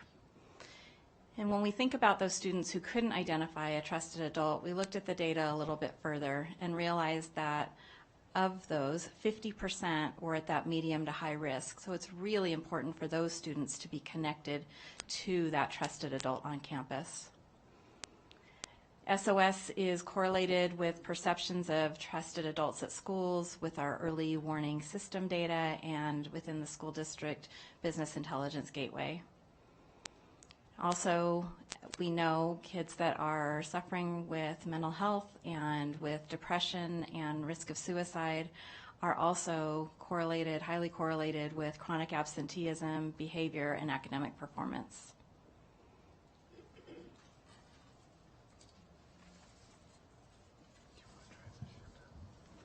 Thank you so much for that. I have lots of thoughts, but I'll wait till the end. Okay. Thank you, President Smith, Superintendent McNeil, and members of the school board trustees. My name is Nicole Willis-Grimes. I'm the Executive Director of Communities and Schools of Western Nevada. We are part of a national leading dropout prevention program. We have been here in Washoe County School District. We'll be celebrating our 10-year anniversary this coming school year. As you'll see, we started at Hug High School and Libby Booth Elementary. Just dovetailing off of what Ms. Young had mentioned about key indicators, especially when it ties to mental health, other types of indicators, whether it's absenteeism, course performance, social emotional behavior, and also, or social emotional learning, excuse me, and also behavior. Students don't make a decision their high school year to drop out. It is because of barriers that they face day in, day out, that many of us could not even imagine. And so that's why we actually are in elementary schools all the way through high school. And this is just sort of a history timeline of where we have been and where we're going. We're currently in 15 schools throughout the district. That's in, we recently were added to, so Dr. Lamarca, I believe we're in 9 elementary schools, 4 middle schools, and 2 high schools. And we're looking forward to continuing to grow. This is a very fancy, very detailed infographic about our model, but basically our model is based on integrated student supports. So when we go into a new school, we work with the school support staff, the school leadership, and based on those ABCs, attendance, behavior, course performance, social emotional learning, what their dream is for their school, what their big goal is for their school based around those ABCs. We do a needs assessment. We look and see what current supports are there, what's potentially needed, and then we develop a plan. We have a school-wide plan that is based on basic needs. So we do offer, depending on the need of the school and whether or not there's space and we're wanted to, the need is there and there's a desire to have it, co-located food pantries on school campuses, clothing closets, access to hygiene products, as well as school supplies. And then we go into our tier 1s, 2s, and 3s. Tier 1 is school-wide. Supports. Basically, these are incentives, whether if there's an attendance school, we have attendance parties. It may seem really small, but this is a huge thing for our kids. Sending home certificates for kids who have improved on their attendance is huge, especially for students and their parents, who a lot of times when they get calls from school, it's because of behavior or where is your child. It's something to celebrate, and it's something that our families can be really proud with. Additionally, for our tiered system, we also have our tier 2s, which are small groups. So we do case manage students, approximately 40 to 45 students on each school campus, with the exception of high school, where we have 2 site coordinators because of the size of the population. And so we have 2 site coordinators there. So we case manage approximately 90 students. These, again, centered around our ABC goals. These could be groups of students that may not feel like they really fit in. And so there could be a friendship club on their school campus where students can go. It's a safe place. There's that caring, trusting adult that Ms. Young mentioned as well, that is our site coordinator that provides those services as well. And then tier 3 is much more intensive check-ins and supports given in a one-on-one setting for students who have been identified. These students on our caseload, first and foremost, we do get permission from the families to be able to case manage them. We do communicate frequently with families to the extent that we can, but we're student first and we're relationship first. A lot of these students may or may not have really great success and positive experiences with forming positive relationships, especially with adults. We know that our school teams, our teachers, our support staff are trying everything that they can do, but they can't do it alone, and the need is too great. And so we try and come in and help provide some of those supports and fill those gaps. Our founder, Bill Milliken, has this fantastic quote that says, it's not programs, it's relationships that change children, and we really take heart that sentiment. And then throughout the year, real quick, sorry, thanks. Throughout the year, the beauty of our program is that we're pretty nimble. So we do reflect on the impact of our programming. We go in mid-year and we look at where our students are in progressing towards or meeting their goals. And we pivot if we have to. If our program isn't working, for example, chronic absenteeism is a huge problem nationally, not just here in Washoe County, but we also know family engagement is big.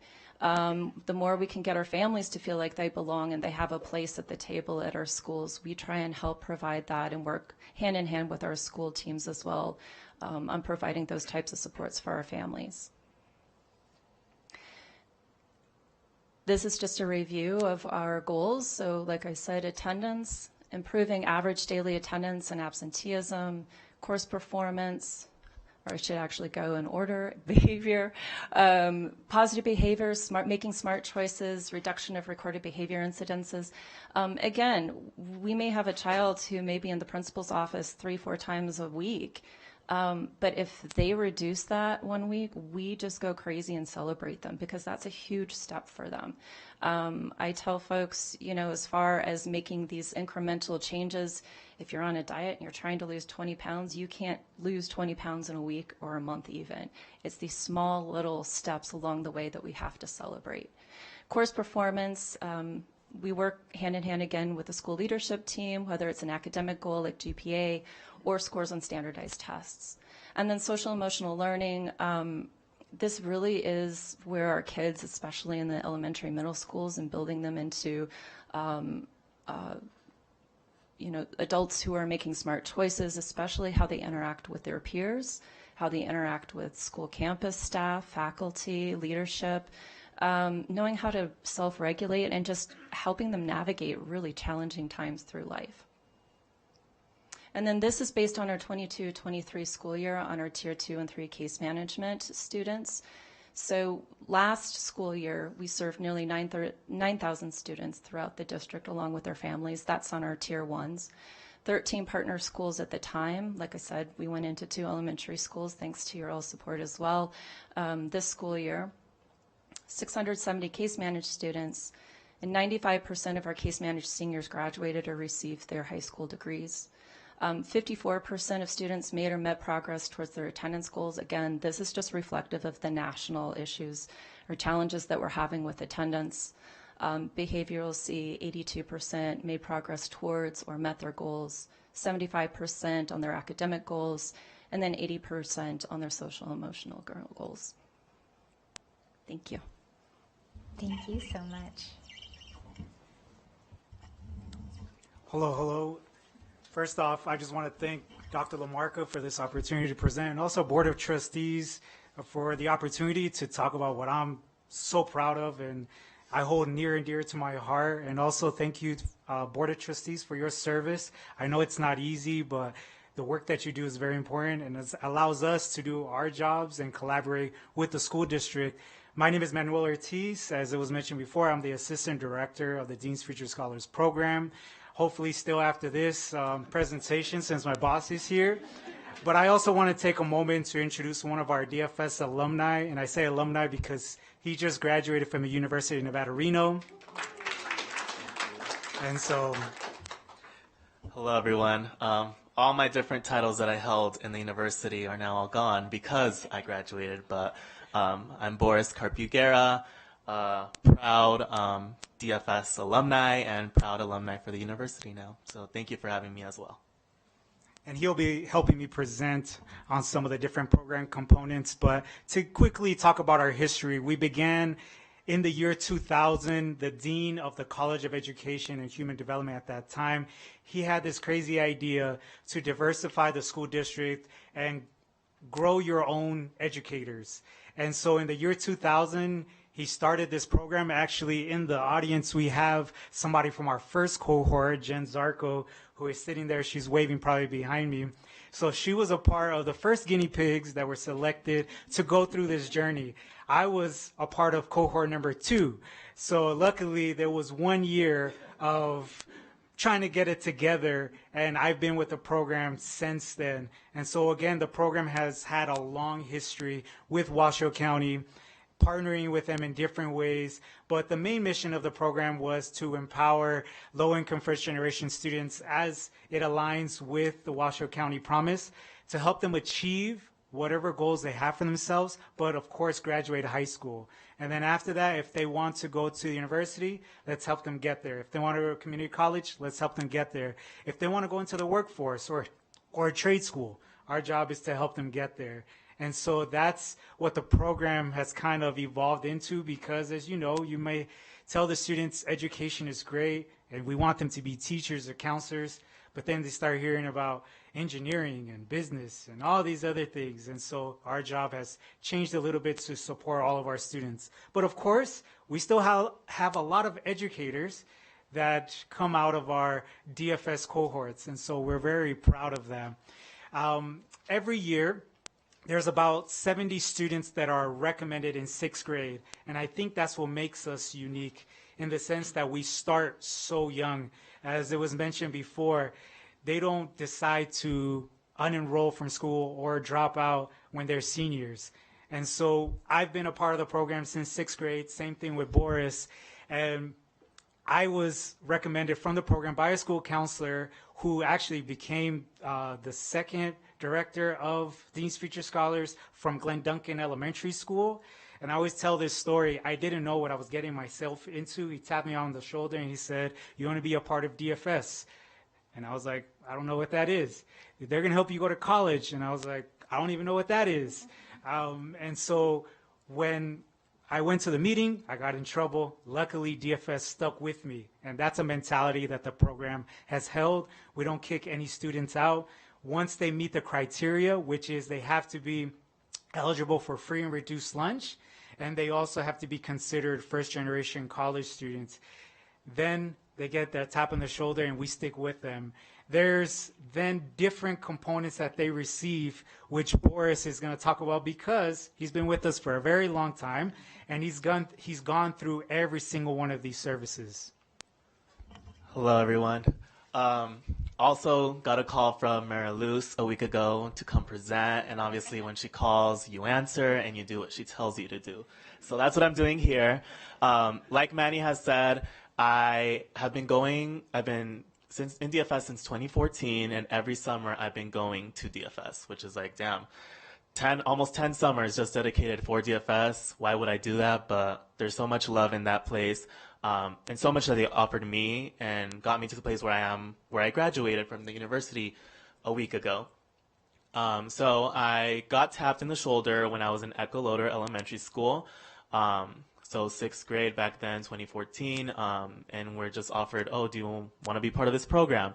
Same thing as well. Don't know what this program is, but if it's going to get me into college, then sign me up. And also the first orientation meeting for DFS was the first time I ever stepped foot in a university with my parents. And from that, changing up to 10 years later, graduating from university is a big full circle moment and very appreciated for this program. And for the first 2 summers, it's all fun, games. You get to just kind of make a community within the DFS program and then get to do all these different activities. There's like different groups that you get to join and then get to learn about the university itself.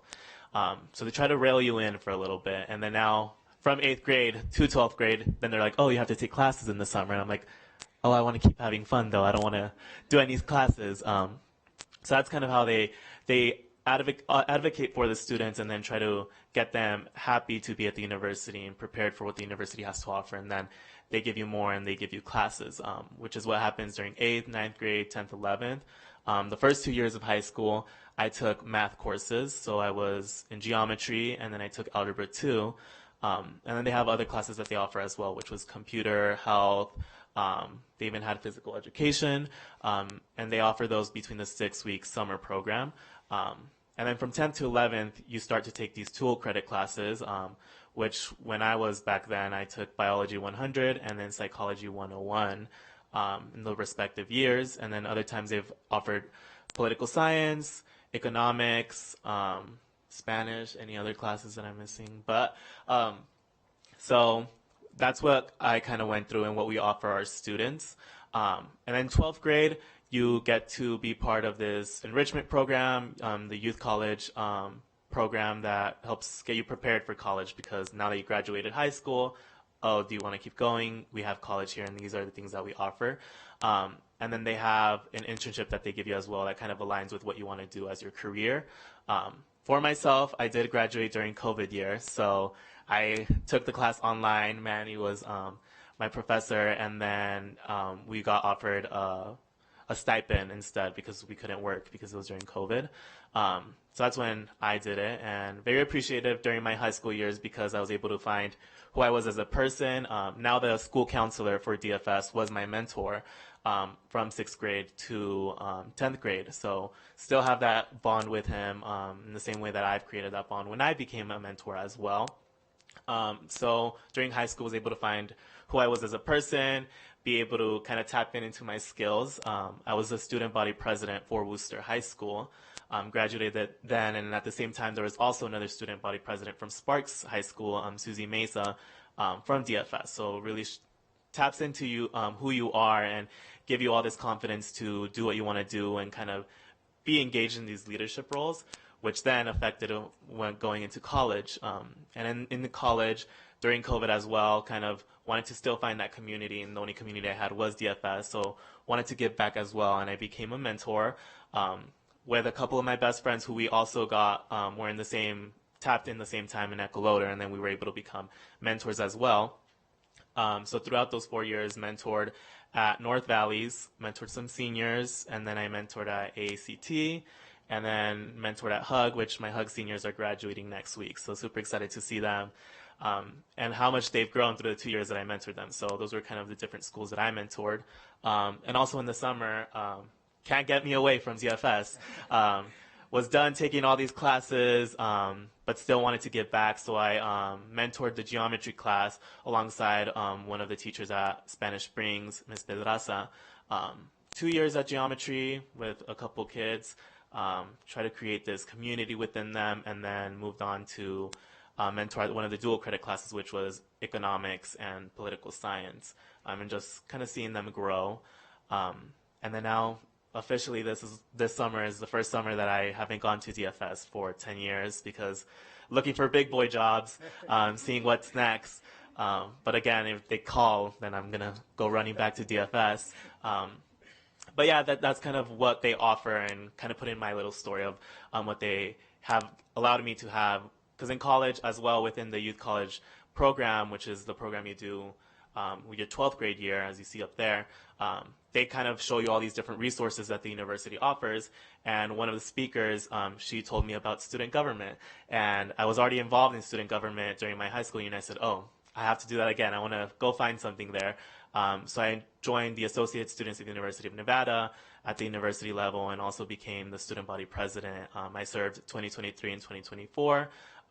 Again, breaking down barriers for first-generation students and people of color. So yeah, did that and was able to be involved as the student body president. I was in charge of a $2.5 million budget, sat in the Board of Regents meetings, and even when I got stressed, and it was so hard because sometimes it's hard being a student and doing that, I always came back to my mentors, to Manny, to Mary Luz. Mary Luz and I had a little bonding moment of how stressful it is to be in office. More stressful for her than me as a student, but again, appreciative for that, because if I didn't have that, I definitely would not be where I'm at right now or speaking to you all. And with having the classes that I took in high school, I was able to be very much ahead. And I also did the IB program at Worcester that I was able to graduate with 4 degrees last week, which is something that I'm very proud of. Very stressful, again, being involved in all these other things. And the first college that I entered was the College of Education, and I ended up being the #1 scholar of that college this year as well. So again, not want to be conceited of all these accomplishments that I got, but all these accomplishments all come from DFS and the support that I had from them, and was the reason why I have these speaking skills, talking to all these students, or coming back, mentoring.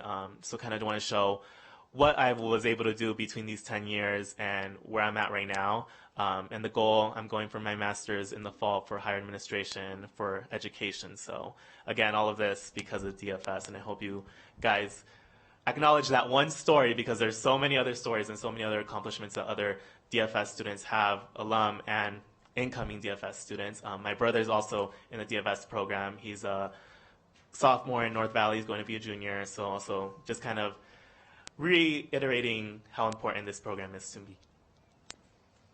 Yeah, and just to quickly, Dr. Lamarca, just to emphasize this point is Boris went through the program, and then again with that homegrown mentality, he came back and he became one of our DFS mentors. And we see how important it is for his story to be shared with the students within the school district.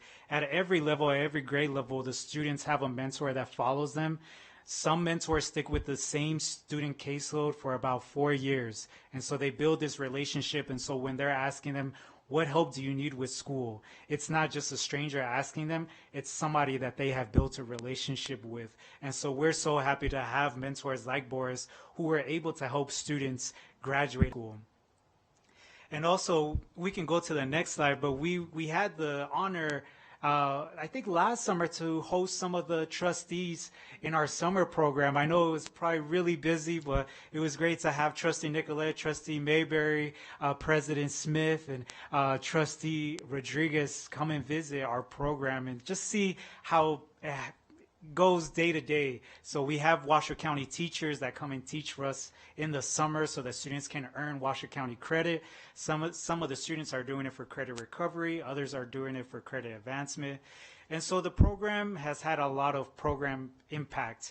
As you can see, some of the other data that we have up there, and me and Boris are part of those, with 71% enrollment rate, 88 overall retention rate for UNR. And I know it really helped me when I dropped out of UNR. DFS was there to help me get back into college.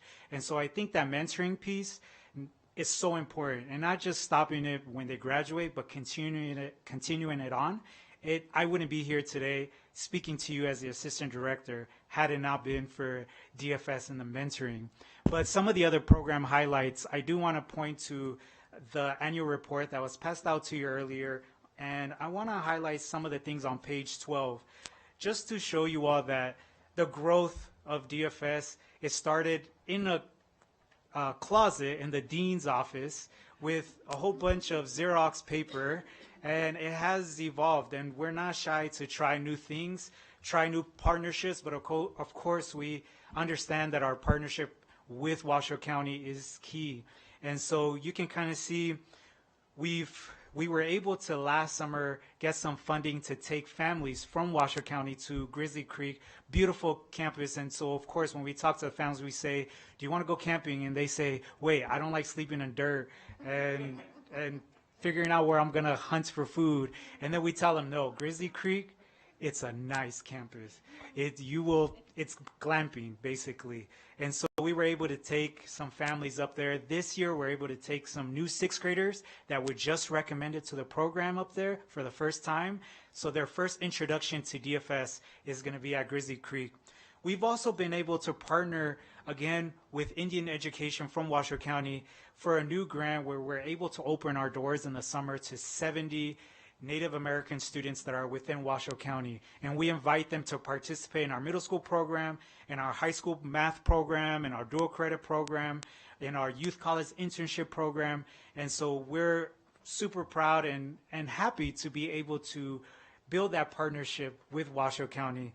The other thing is, not only are we expanding here in Washoe County as with the Nevada First Gen Network, now we're dipping our toes in Incline Village, but we're also dipping our toes abroad. We're sending students to Spain and Germany and Japan, and these students, for everything that we offer them, they don't have to pay any cents. So it's free at every level to each student. And that's one of the things that the parents, when they first hear about DFS, they ask, well, how much is it going to cost me? And we tell them it's not going to cost you anything. I will make sure to tell my boss that that's her job to worry about. And so for our students, everything at every level, it has been free. And of course, we think that's so important with the population that we work with.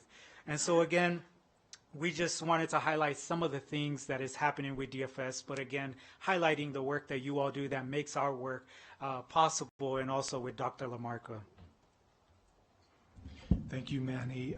We'll open it up for questions. I just want to say one quick thing. So you all know Ms. Young, and we do many partnerships with Children's Cabinet, including Redfield. So that team watches kids as they go throughout the entire system as well. You know, it dawns on me that in the impact data for Dean's Future Scholar, you guys have graduated, I think, 94% or more of the students that have been enrolled since the inception. If you look at the communities and schools data for the case managed students, it's the same thing. So relationships matter. And so when we are identifying kids who can't identify a trusted adult, that doesn't mean that there aren't educators who care about them, but that connection is not strong yet. We have to make that connection. And if we do it, that's when student achievement will increase. And I do think that Boris ought to come work for the school district, because that's what Manny did. Manny was a valuable member of our equity and diversity team for several years. I had an opportunity to work with him. And you should come and be with us as you're doing your master's, and then you could just stay with us. I mean, why not, right? Let me add it in my box. But she's our partner, and she would love to. So we are at questions. Thank you. This was incredible. JJ, could we go back up one slide, because I'm going to go in reverse. Okay, so first, this looks like a very familiar person right here on the inside of that. You know, all three of these organizations are just mind-blowingly impressive. So public education and our children, you know, of course, we want our children to graduate. We want them to learn and be able to do math and then go be good citizens in a future of their choosing with the community. This is how we own public education together, okay? We don't just tell kids to go home and study more. We recognize that it is a whole child and a whole family behind them. And we cannot do this alone as a system. And these three organizations sitting in front of us, one, thank you so much for accepting the invitation to come speak to us. But you are helping us hold up and uplift public education in Washoe County. And the numbers show that. We talk about academic outcomes. We talk about a whole child mental health. That is what you are delivering on. I can only imagine how hard it was for you to put together your slides, because the totality of what your organizations do is actually mind-blowing. I've had the honor of seeing all three of your programs in process, and we'll start with this one for Dean's Future Scholars. Look at that number. Since 2014, an average graduation rate of 96%. That is what we are talking about. Seeing your summer program and all of the students with Dr. Garcia being activated in their learning, finding community among them, and seeing a future that maybe they had not seen before is absolutely incredible. And so I want to say thank you so much for doing that for students who may not get to see that in their normal lives, so that they can choose that path for themselves. And JJ, can we go now to, I think, slide 14? So same thing with communities and schools. I was there at the opening of Bernice Matthews. Absolutely incredible. So the person that was opening that room wasn't just the community in schools. I don't know if we call them case managers or as associates with your program. Yeah, they're site coordinators. Site coordinators. The site coordinator for Bernice Matthews was a former Bernice Matthews superstar. So we're talking about people in the community coming back to their community to serve the children who are growing up a generation later for them. And that work is absolutely incredible. And so we'll look at those numbers, because those are the things that make us feel good. But we also see that the metrics are there. 95% of their case managed seniors graduate or received a degree. That is absolutely incredible. And that is the power of loving our children in doing this work. Nicole, it's amazing. And I'll continue on now to the Children's Cabinet, slide 8. So, of course, we talked about the Signs of Suicide program today, really so much that we do with the Children's Cabinet. You take hundreds of our families that do not have access to high quality mental health support, and you provide those children that. I appreciate that so much. You also help provide high quality pre-K education. You really surround families in this community. And I want to tell every single person that when you talk about the Washoe County School District and when you talk about public education, I want everyone to pause and to remember that this is your education system too. And we have 3 organizations in front of us, sponsored by generous patrons and donors, that really believe and own the possibilities of public education with us. So I want to say thank you so sincerely, not just as a Board of Trustee member or a neighbor or a community member, as a mom, in all the ways. Thank you so much for the work that you do. We are incredibly honored to be your partners. Thank you for giving us this opportunity to spotlight you, and just genuinely thank you so much. Awesome. Thank you, Madam President. So first I have to say, I have a t-shirt from each one of your organizations. So I want you to know, first and foremost, that if you ever wonder if what you're doing is positive, I'm a recipient of all of your services in another community, but I was one of the kids that you help. So thank you for that. Thank you. And I will say something a lot of people don't know is you're not just partners with the school district, you are partners in the community. And I say that because I've worked with all 3 of your organizations prior to even being on the school board. At the city, working at the City of Reno, I worked with the Children's Cabinet, Jessica, when we did murals, and we used your kids and painted murals where we were having a lot of graffiti. Community and schools, I worked with Alexis and with Bobby.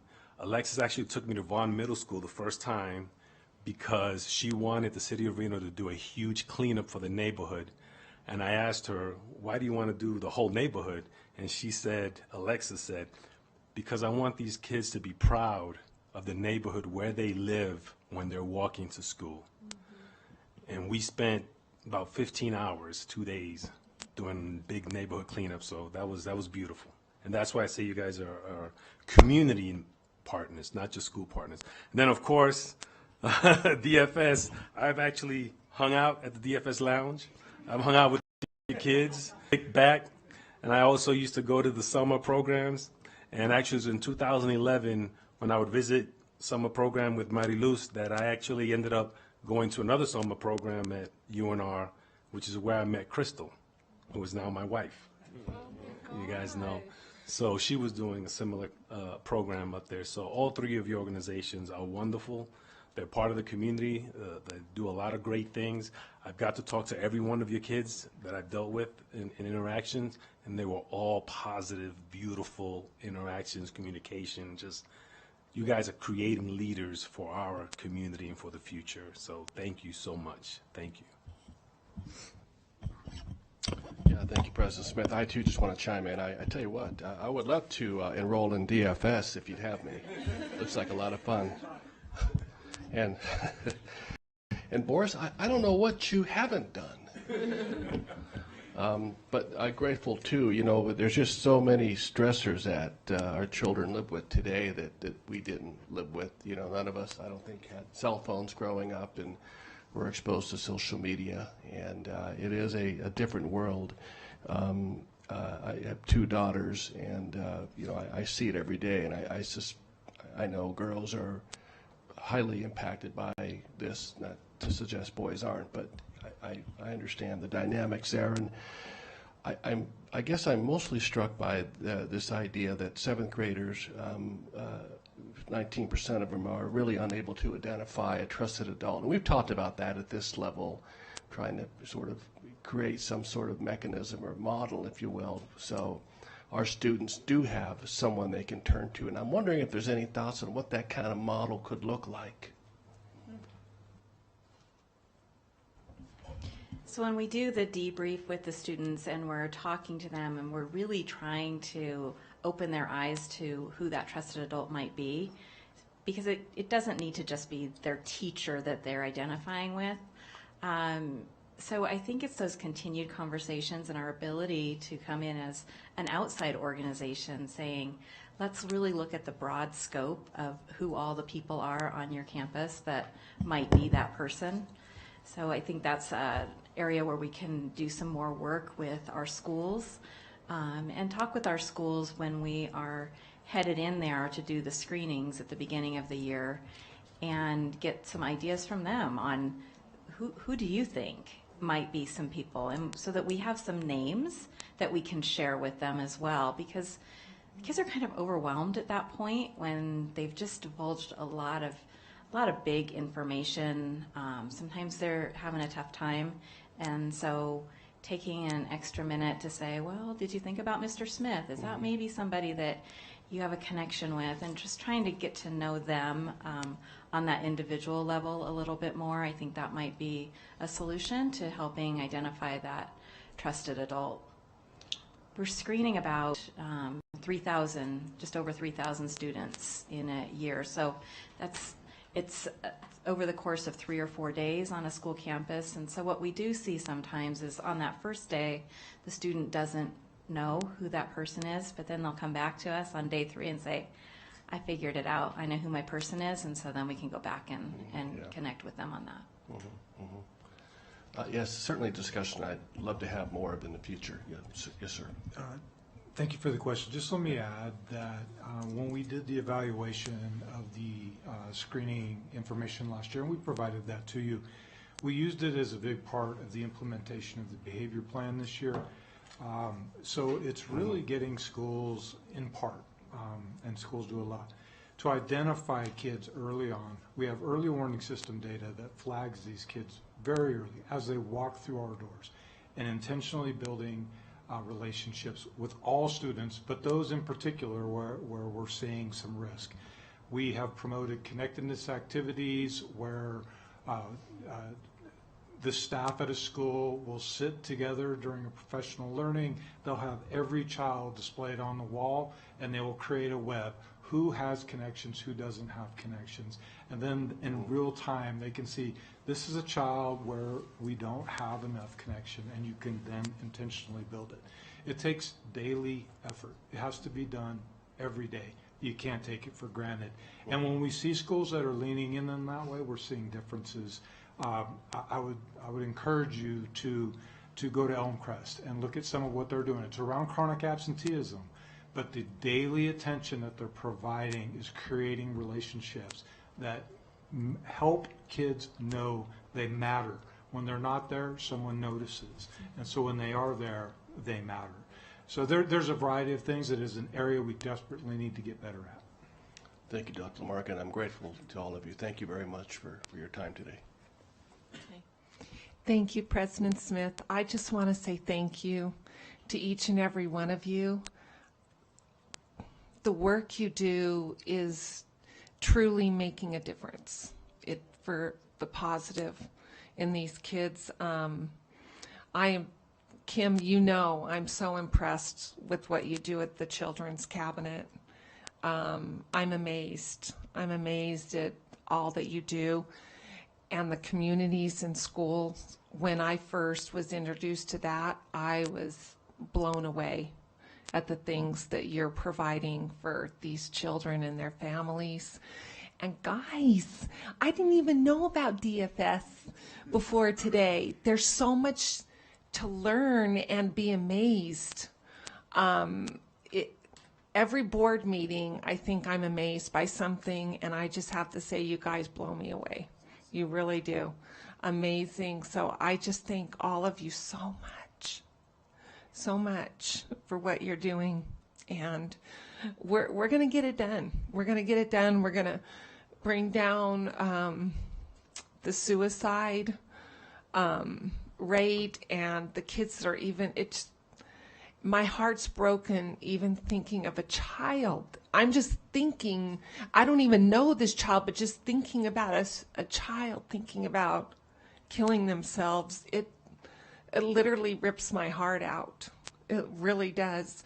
But we're going to do it. We're going to get this done, family by family, student by student, school by school. It's going to get done. I know it's going to get done. So thank you so much. Thank you so much. Mary Luz, thank you, honey. Thank you, President Smith. Well, I don't think it's any secret how long-standing our relationship has been with DFS and communities in schools and with Children's Cabinet. I mean, this goes all the way back to my old former grant days through the Chief of Staff and the Deputy Superintendent. But it's important for the trustees to also realize that the district supports each one of these programs, and you have supported them within the budget process. And there is so much work that goes in on a daily basis, something that Dr. LaMarca said about Elmcrest. Each one of these programs, unique aspect in each one of the schools that they work. And I also want to do a shout out to our principals that embrace these programs coming into their schools and showcasing and helping support DFS with transportation, as we did this year when I got a call from somebody that I hired that's also doing another job providing support to the community. When we talk about CIS and we talk about where can we find some additional Title I dollars to support that, and food pantries and what that community aspect looks like, from Children's Cabinet, from Signs of Suicide, and early childhood education, and the Art and Childhood Dinner, which you all support as a board. So all of these aspects, I know it's a trite saying, but it truly does take a village.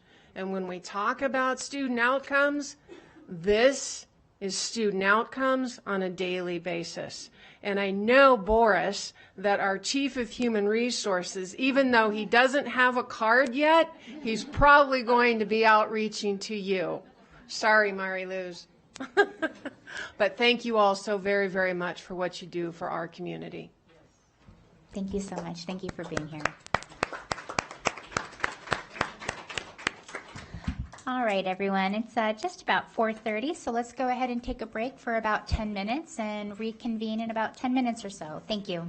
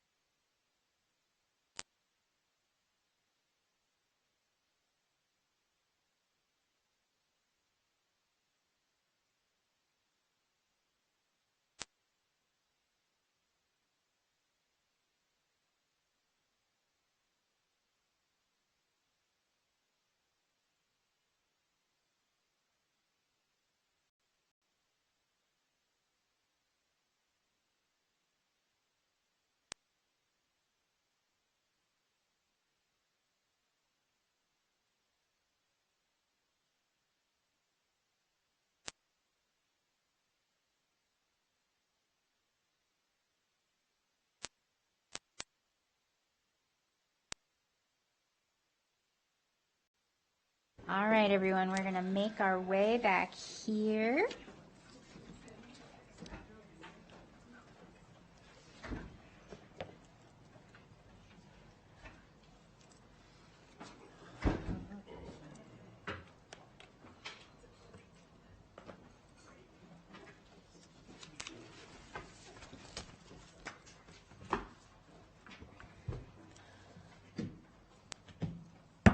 All right, it is 4:45 p.m. and I'd like to call back to order this May 28th, 2024 regular meeting of the Washoe County School District Board of Trustees.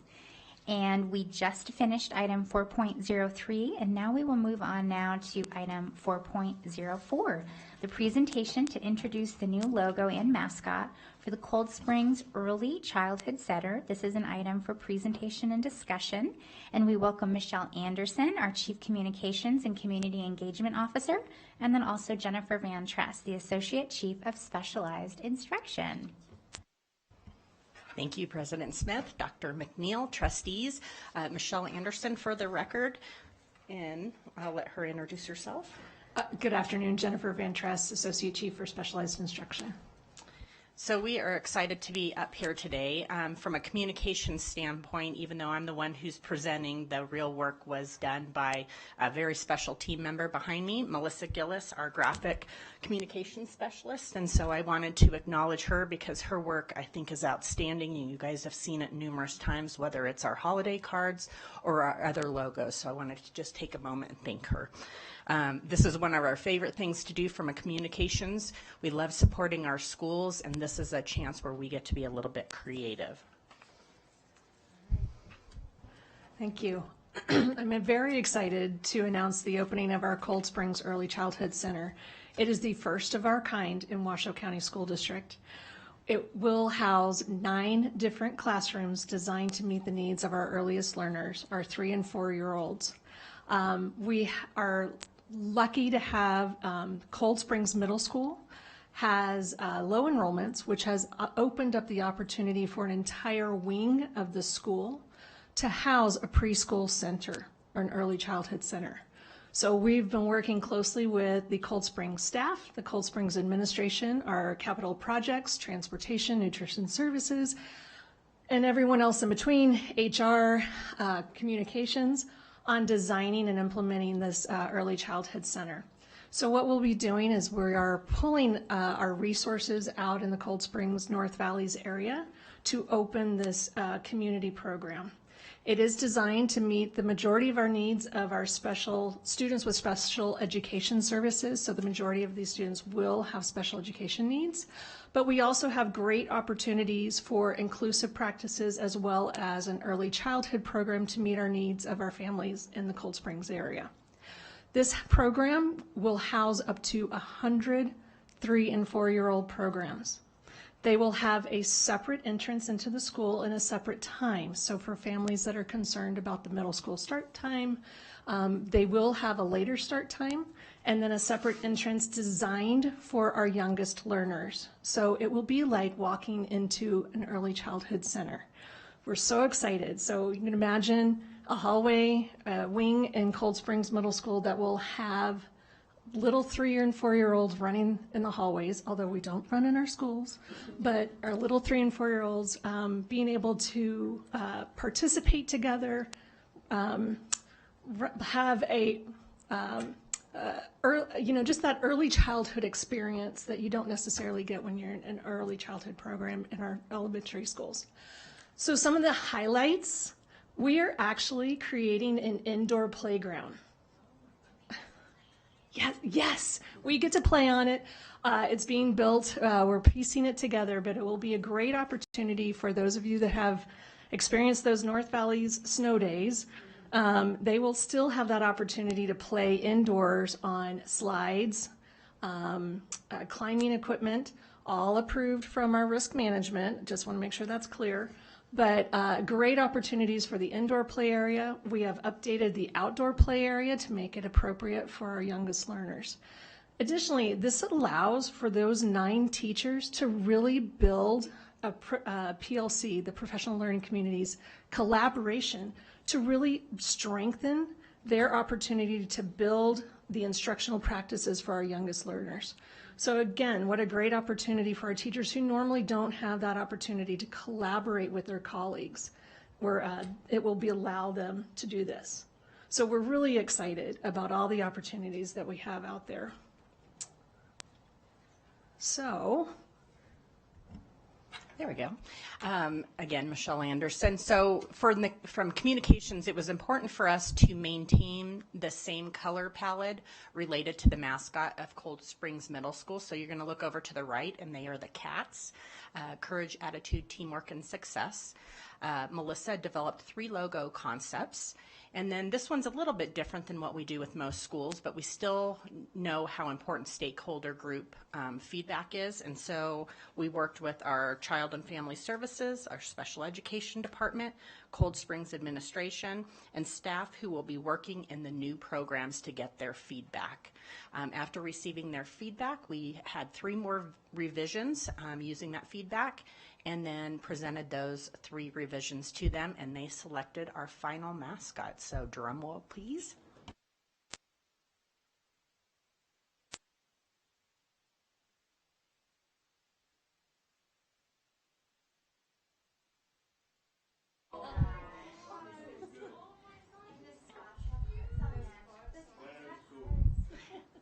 Can we get like little temporary tattoos with these? JJ has already asked for a stuffed animal. So as you will notice, the hearts for the spots, and they are the Cold Springs Cubs.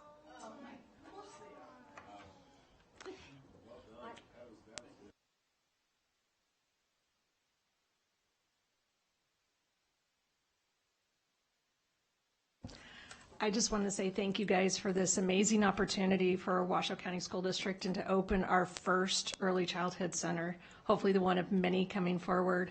The other department, capital projects, Adam Searcy and his team have just been phenomenal on making this happen. So I just want to point out the one of many early childhood centers we hope to open in the future.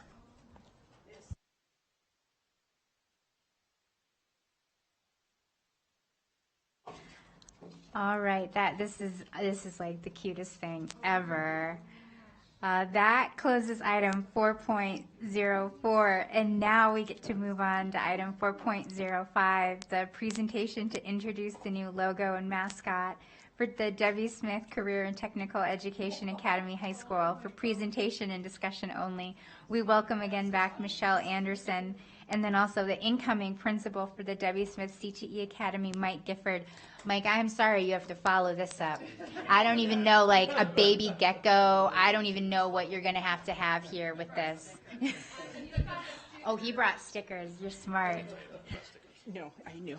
So not quite as cute, but very important, just the same as you can imagine for our high school students to have a mascot and a logo, because I think all of you can remember when you were in high school how important that was, and how you still remember that name.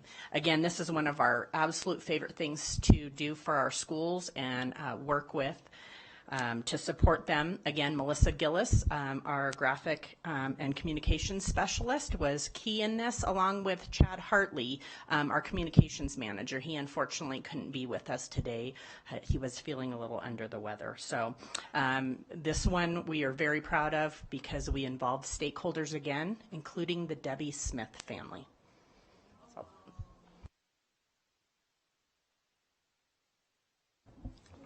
So like it says up there, we formed a committee. What's pretty cool about this is that we know who some of our students are going to be when we open up Debbie Smith. We know who some of our staff members are going to be, and we know who some of our families are going to be. So we were able to get a real good mix of stakeholders to help us make this decision. So like our 9th and 10th graders that are AACT in our engineering, in our teaching and training, and in our ag, were able to be a part of this process, and they're going to be the juniors and seniors when we open up. So it was really fun to have their input. They really ran these meetings, and along with Melissa and Chad, it was just an extremely smooth process the entire time. We had like 50 options that we started with right away that were very abstract, like the Zephyr breeze things, and All kinds of stuff. But it was great conversation. Everybody respected each other's opinions, and we really whittled it down to four options that we then put out to get some feedback from the 150 families that we expect to go to Debbie Smith. And so we came together, we looked at that feedback from everybody, and there was a lot of back and forth about what we thought was best, but as Michelle said, we got feedback from the Debbie Smith family, and they felt like she was a maverick in our community, in our state, and that kind of pushed us over the edge of that becoming our choice. So we are very proud that we are going to be the Debbie Smith Mavericks when we open up in 2025. And so again, our communications team, Melissa Gillis, developed 10 logo concepts, got feedback from our stakeholder group, and we presented 3 revisions based on that feedback. And then, of course, the stakeholder group selected the final mascot, and I will let Principal Gifford. Drum roll. There it is. We really liked the colors. We thought it really represented our state with the silver and gold and black, and that bowl comes out pretty tough. So we're pretty pumped to see that. So very good job, Melissa. Congratulations. Thank you so much, Melissa. And Chad, if you're watching this in the future, great work. And if you guys can picture as they are going to have athletics, how powerful that will be for our high school students to have that on any of their uniforms as they are competing with other schools. President Smith, may I? I think we might have a partner right off the bat, the gas station across the street. I can go first. We were definitely thinking of marketing and sponsorship ideas when we did this. I can add to that, Madam President, may I? Because then we also have down the street an annual show that comes into town. So I just want to tell you thank you, because I was really afraid. I didn't want to be wearing a jacket or a T-shirt that had like a little cow. So seeing this bull makes me feel good to be in District E. Thank you. I will tell you, Trustee Willie, just to think when we build future schools, I had a wonderful 5-minute presentation put together by our teach students of why our colors should be black and hot pink. So as we open new schools, just that might be coming down the pike for you, just so you know. Well, thank you so much. This is great work. Fantastic. Oh.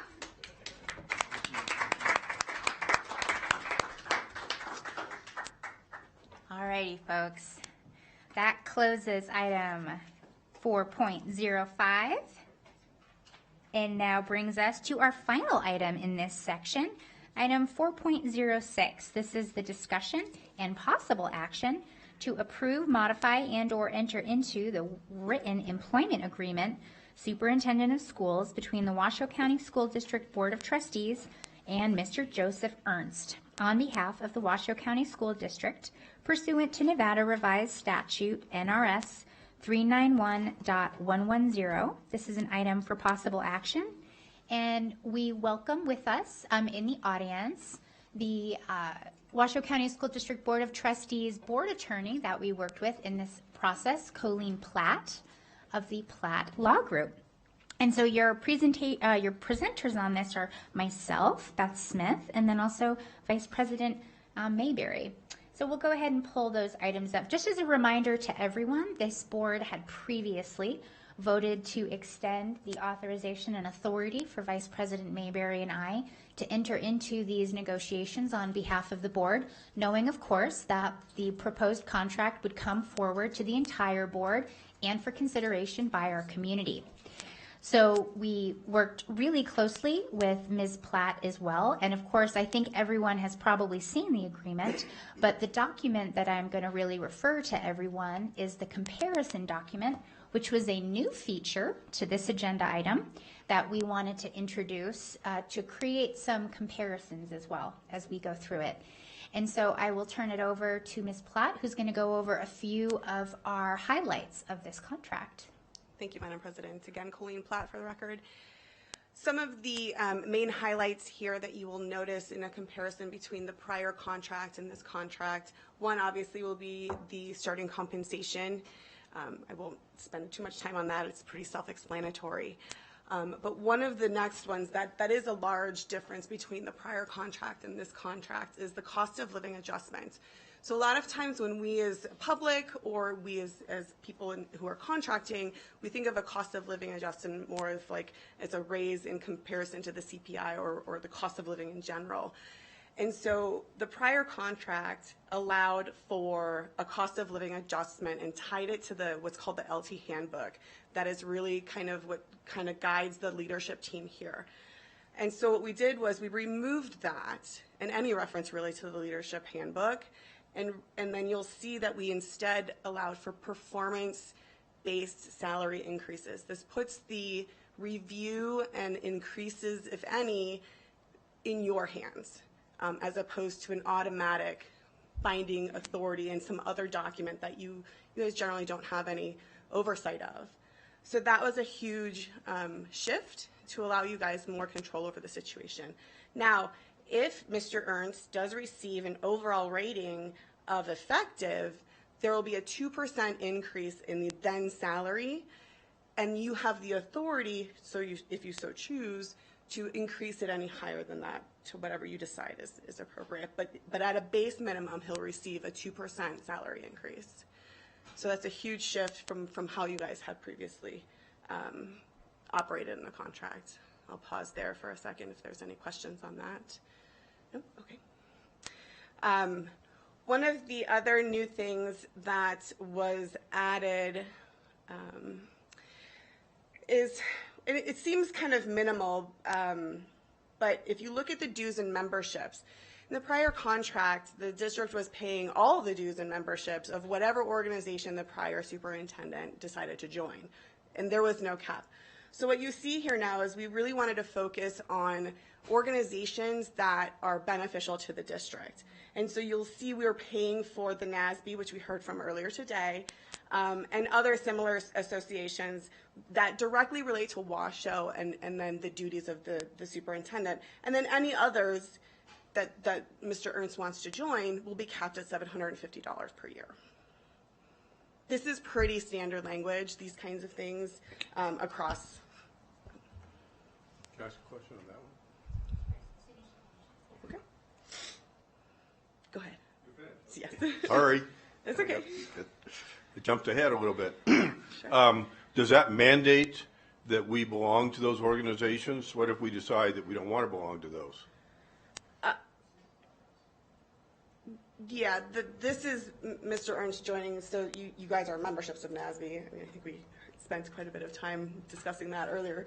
And then the National Association of School Superintendents. I guess my question is, 4 years from now, 3 years from now, we have a new board, and the board said, no, we don't want to belong to those. This contract seems to be obligating the new board to belong to them. No, it doesn't. So the contract doesn't guarantee that he would have his memberships. It's just what we are a member of at the moment. So 4 years from now, this contract would actually be over. And so those things could be renegotiated. But the organizations that the district is a member of, Council of Great City Schools, our superintendent currently serves with the Nevada Association of School Superintendents, and we are current members of the Nevada Association of School Boards. If we as a board decided to bar our superintendent from participating in the Nevada Association of School Superintendents, that would be different. We actually maintain that control. Thank you for clarifying. Thank you. Thank you for that question. Another key difference you'll see also is the car allowance. In the prior contract, the car allowance was $800 a month. A review of other leaders in the area and governmental leaders, $500 is pretty average and across the board. So you'll see that we reduced that to $500 a month.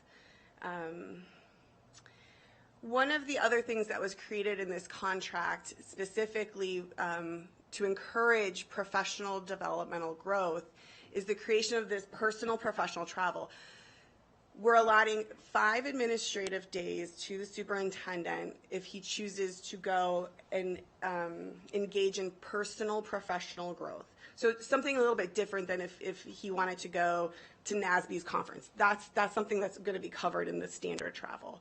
But if he wanted to go to a superintendent training in Chicago, he could take the 5 days and use it. He would have to pay for that conference fee and then the travel, but the days, we would give him those 5 administrative days to be able to do that travel. So we want to encourage growth and professional growth. I have to ask. So if I'm reading this correctly, so are we saying that we will give him 5 days, but we wouldn't pay for any professional development? That's correct. In a different section, there is travel as it relates to if he's going to a NASB conference or some other conference associated with any of the entities that you currently are members of, or district conferences at national, just like if there's a conference of national school districts and that's something you want him to go to, then that is what you'll pay for. But if it's for personal professional growth, like if he doesn't have the experience and he wants to gain that experience, and it's something that will help him in professional growth, then we're giving him those 5 days to be able to do that. And if there's a conference that he wants to go in addition to that, let's say he exhausts those 5 days in one calendar year or fiscal year, I think is how we've done it, then he could use his vacation days, and then it would reset the next year. And so what if there's a situation where we find it valuable for him to attend a conference or training of some sort? Then you would bounce down to the standard travel. Okay. Okay. I just wanted to make sure. I didn't want to. Okay. Thank you. Yeah, this allows Mr. Ernst to also pursue his own learning that he may want to undertake or that he may identify within himself or a program that he's interested in doing. But for everything that we're doing right now with the Council of Great City Schools and with the different Nevada associations, we would cover all of that. Or if there was a recommendation that, let's say, comes out of an annual review, we would cover all of that ourselves. But this allows Mr. Ernst to also have time for areas that he would like to personally learn more about as well. And I do also want to point out that in the prior contract, there was no mention of travel or limit of travel.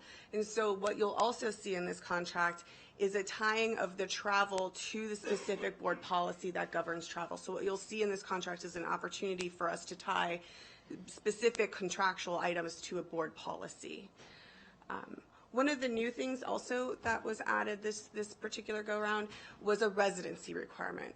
So if the superintendent of schools is not living in the community that he is serving, it's really difficult for him or her to really know what the community needs. So we really felt that a residency requirement was an important aspect of the contract. And so what you'll see is that I'm sorry, I keep, I think it's kind of in the middle. It's right above travel. And so what you'll see is that we're requiring the superintendent and the immediate family members to be residents of Washoe County. And we define the term immediate family members as to be the spouse or partner and minor children. So if there's any adult children, the provision doesn't apply to them. And then one of the other components under duties and responsibilities,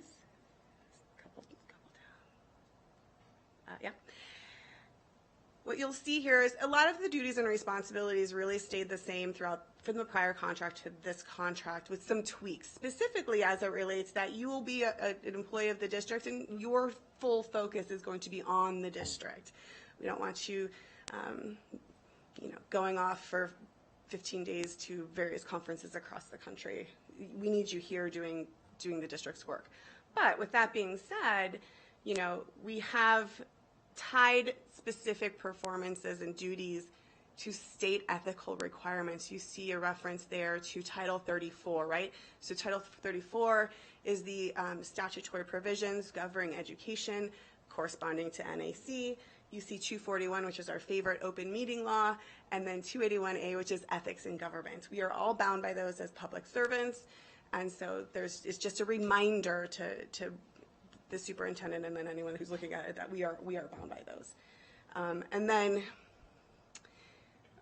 the evaluation of performance, this again puts it back into your control is a strong word, but it allows you to create the mechanism and process by which you will review the superintendent's performance. It's important for you guys to have that ability, and it allows you to be incredibly flexible with how you want to see that, what goals you're going to be creating for the superintendent each year, and what you want to see in regards to that growth.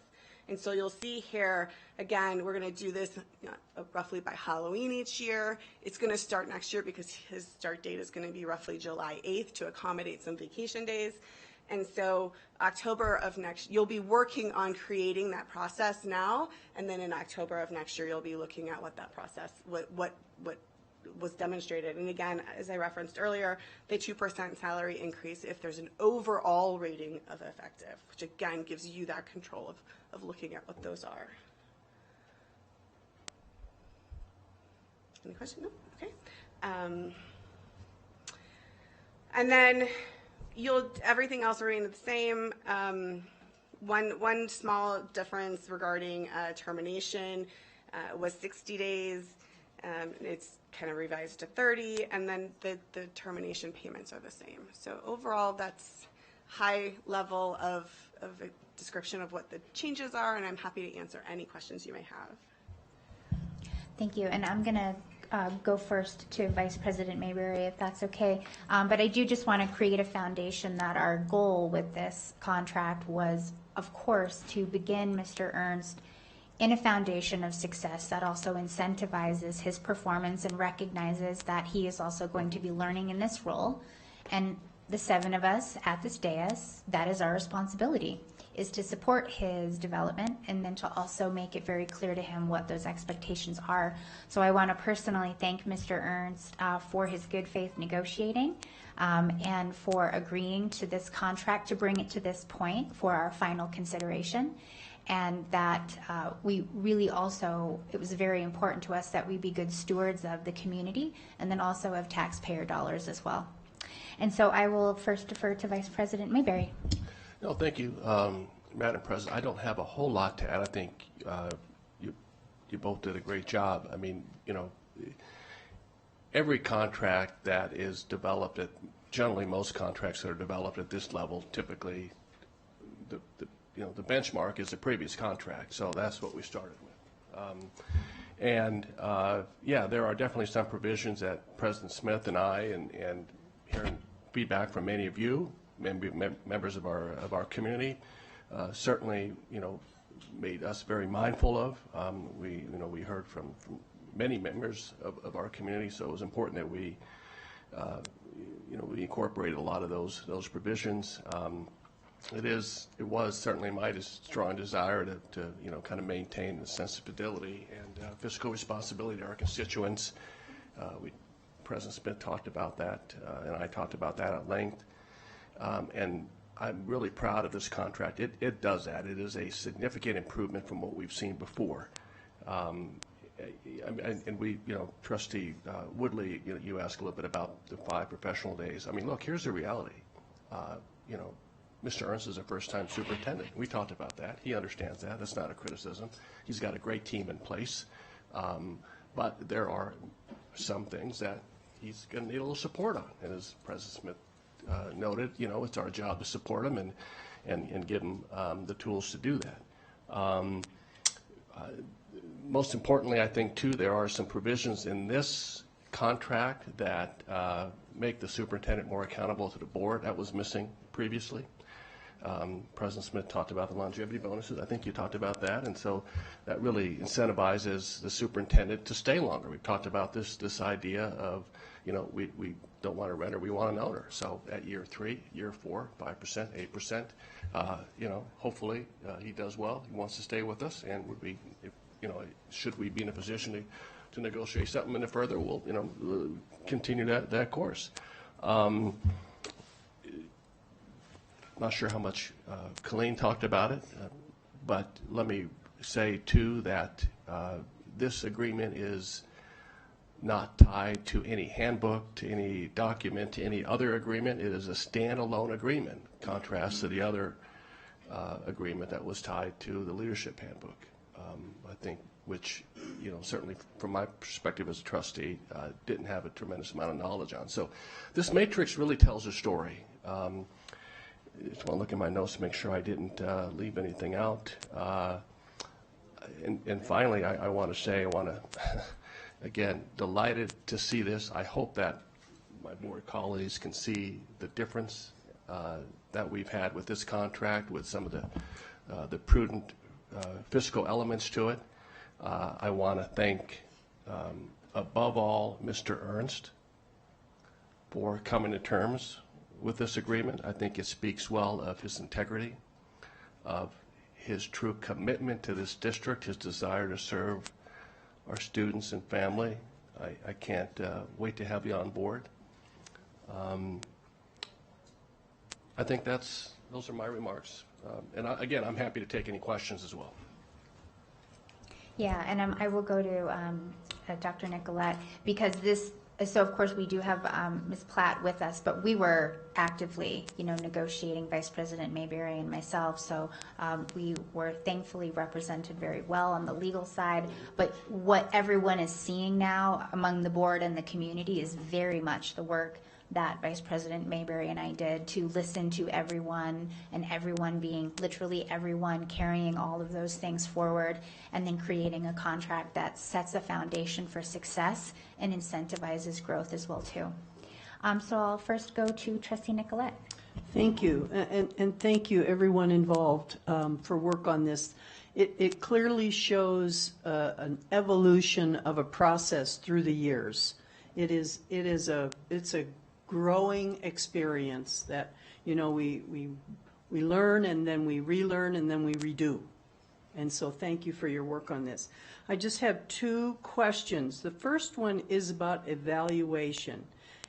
As a professional and attorney, is there anything built into the contract that would exclude the board's ability to take an opportunity to do incremental evaluations? No. Excuse me, Colleen Platt, no. Okay, thank you.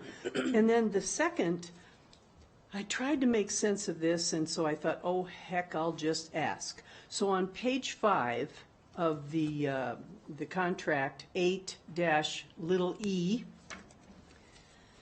recommendations, the superintendent shall from time to time, that's like a squishy word to me, submit to the board or district staff, how do you know which should be which, recommendations for the adoption of institution of appropriate changes, adjustments or reforms to existing curriculum, program, policies, and other educational, kind of like everything.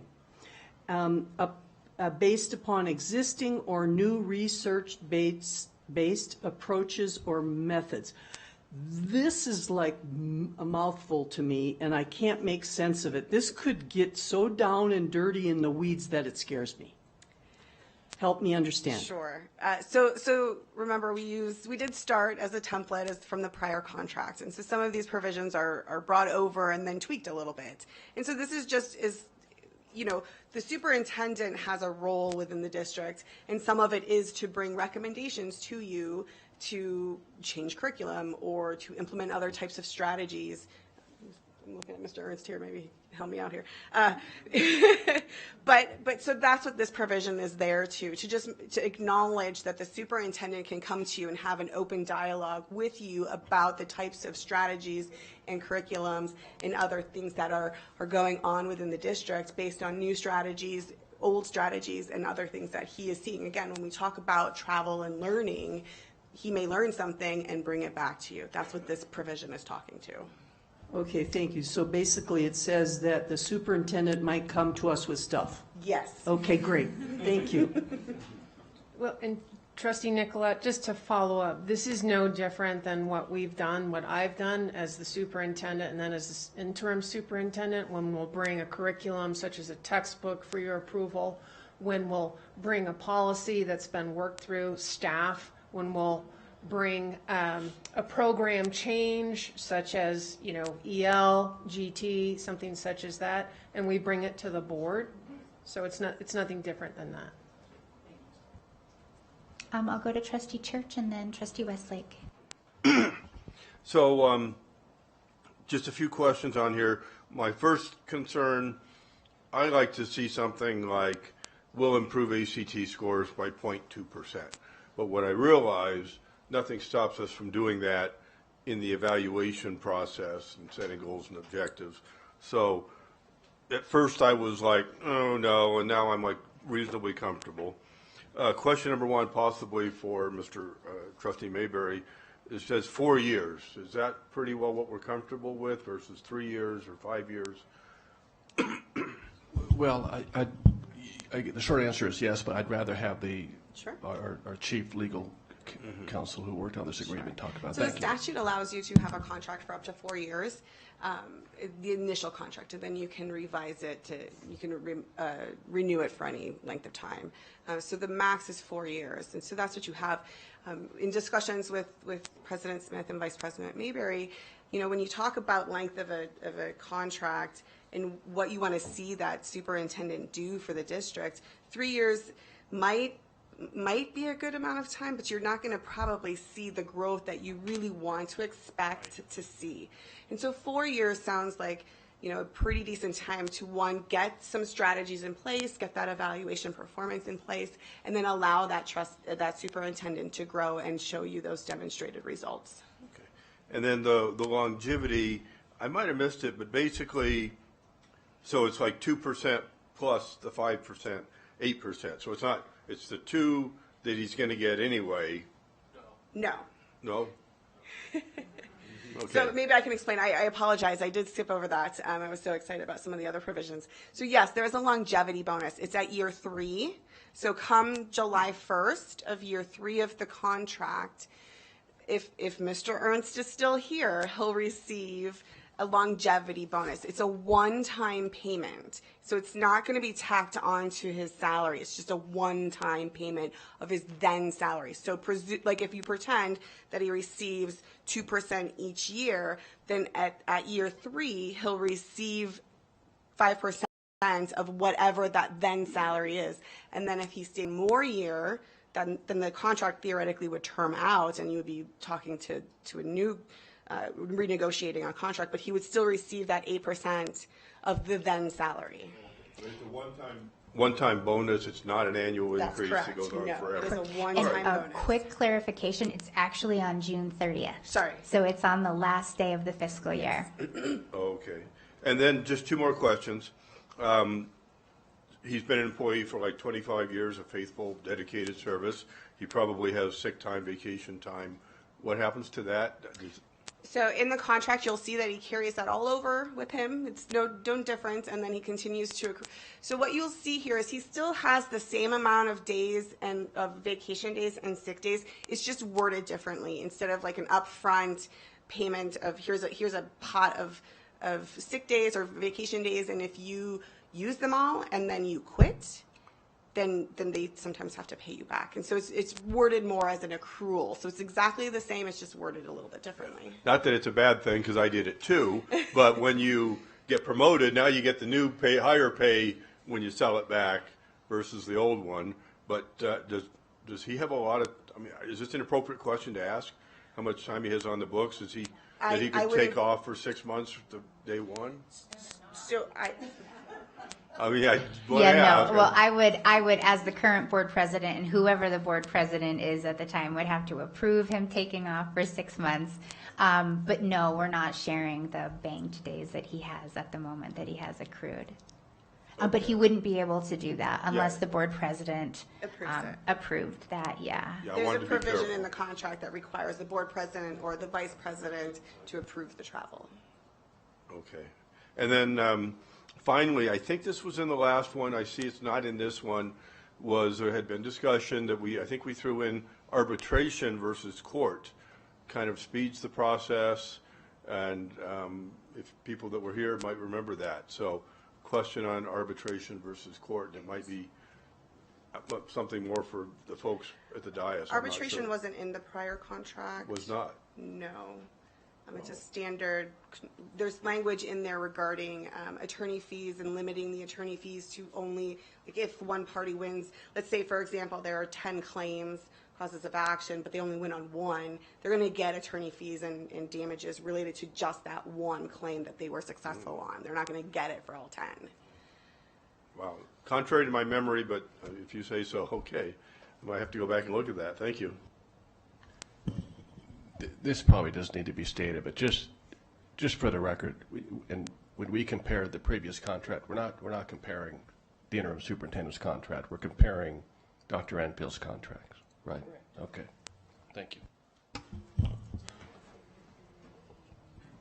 Thank you, President Smith. I wanted to say thank you, first of all, to you, Council Colleen, for, hammering all of this out. I think it's worded, very cleanly and clearly.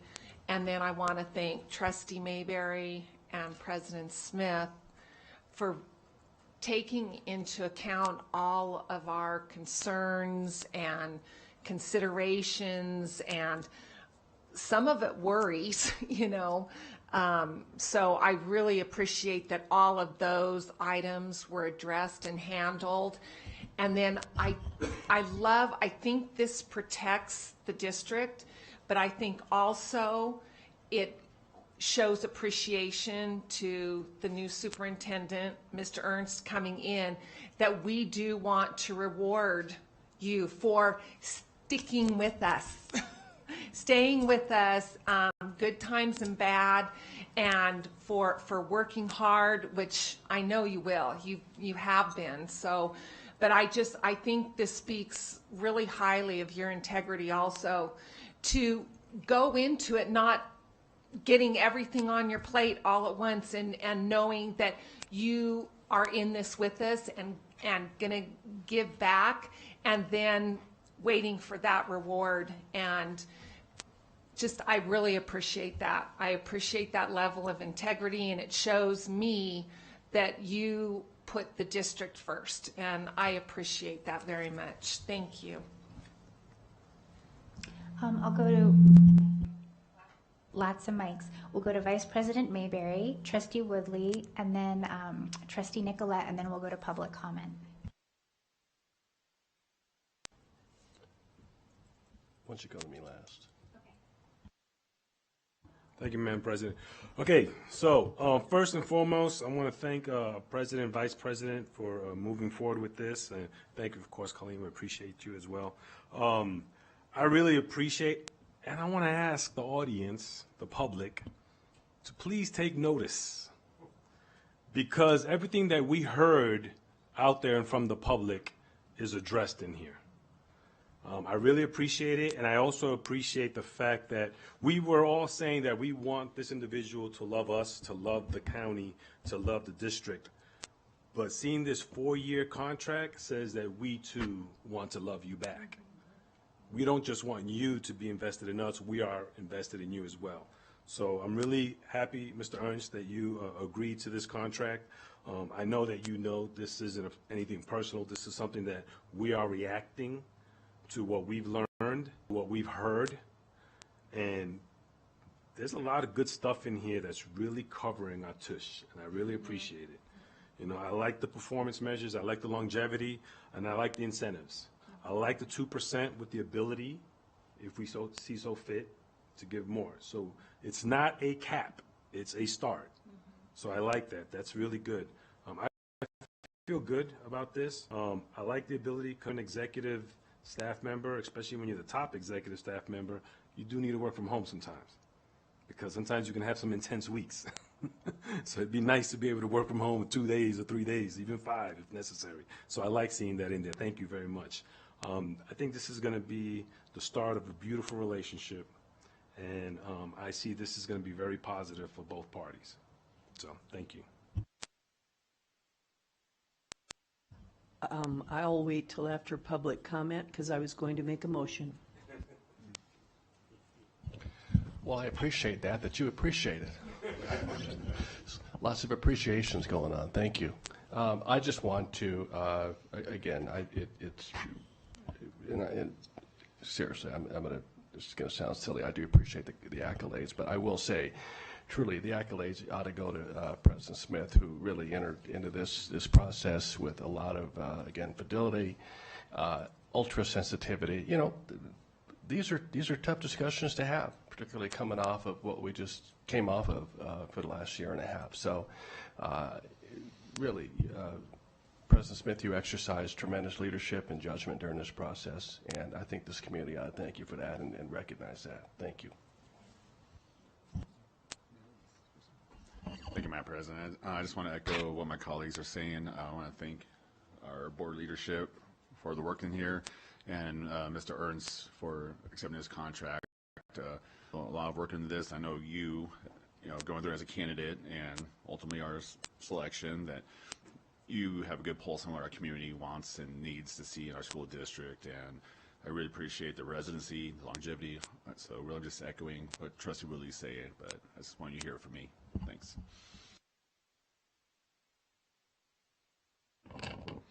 John Eppolito. Welcome, Mr. Eppolito.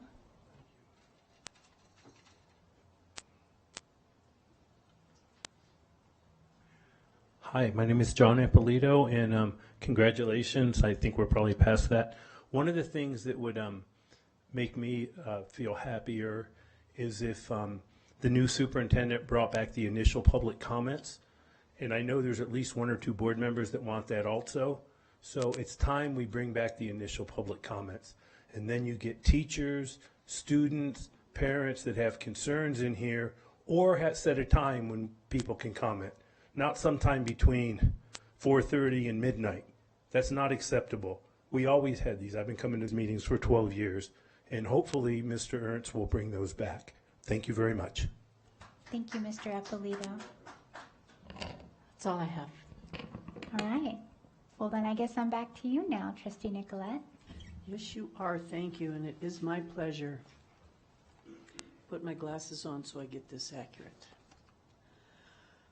I move that the Board of Trustees approves and enters into written employment agreement, Superintendent of Schools, between the Board of Trustees and Mr. Joseph Ernst as the Superintendent of Schools for the Washoe County School District pursuant to Nevada Revised Statutes 391.110. I'll second. All right, we have a motion by Trustee Nicolette, seconded by Clerk Rodriguez. Seeing no lights on, all those in favor, please say aye. Aye. Aye. All those opposed, nay. Motion carries. We officially have our next superintendent of schools, Mr. Joe Ernst. Thank you so much. And everyone, as we close now item 4.06 and go into section 5, we're going to take a brief pause. I'm not recessing it. We do have family members here from Debbie Smith's family, and we're going to take a brief photo of them with the logo.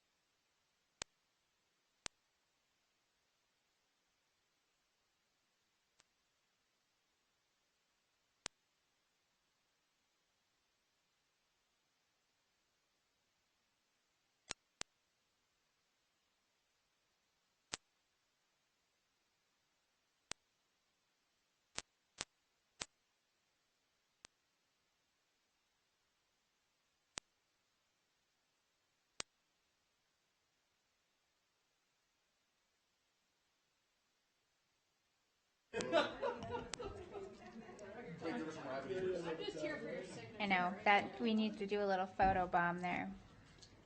Oh, we're signing the contract now too. Oh my gosh.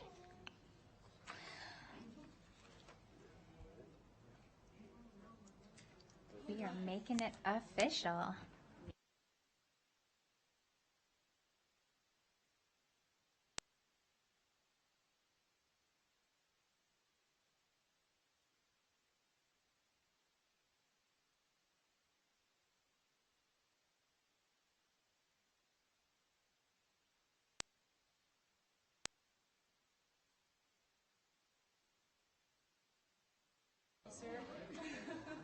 All right, everyone. That closes item 4.06 and section 4 in its entirety. And we'll move on now to section 5, our reports.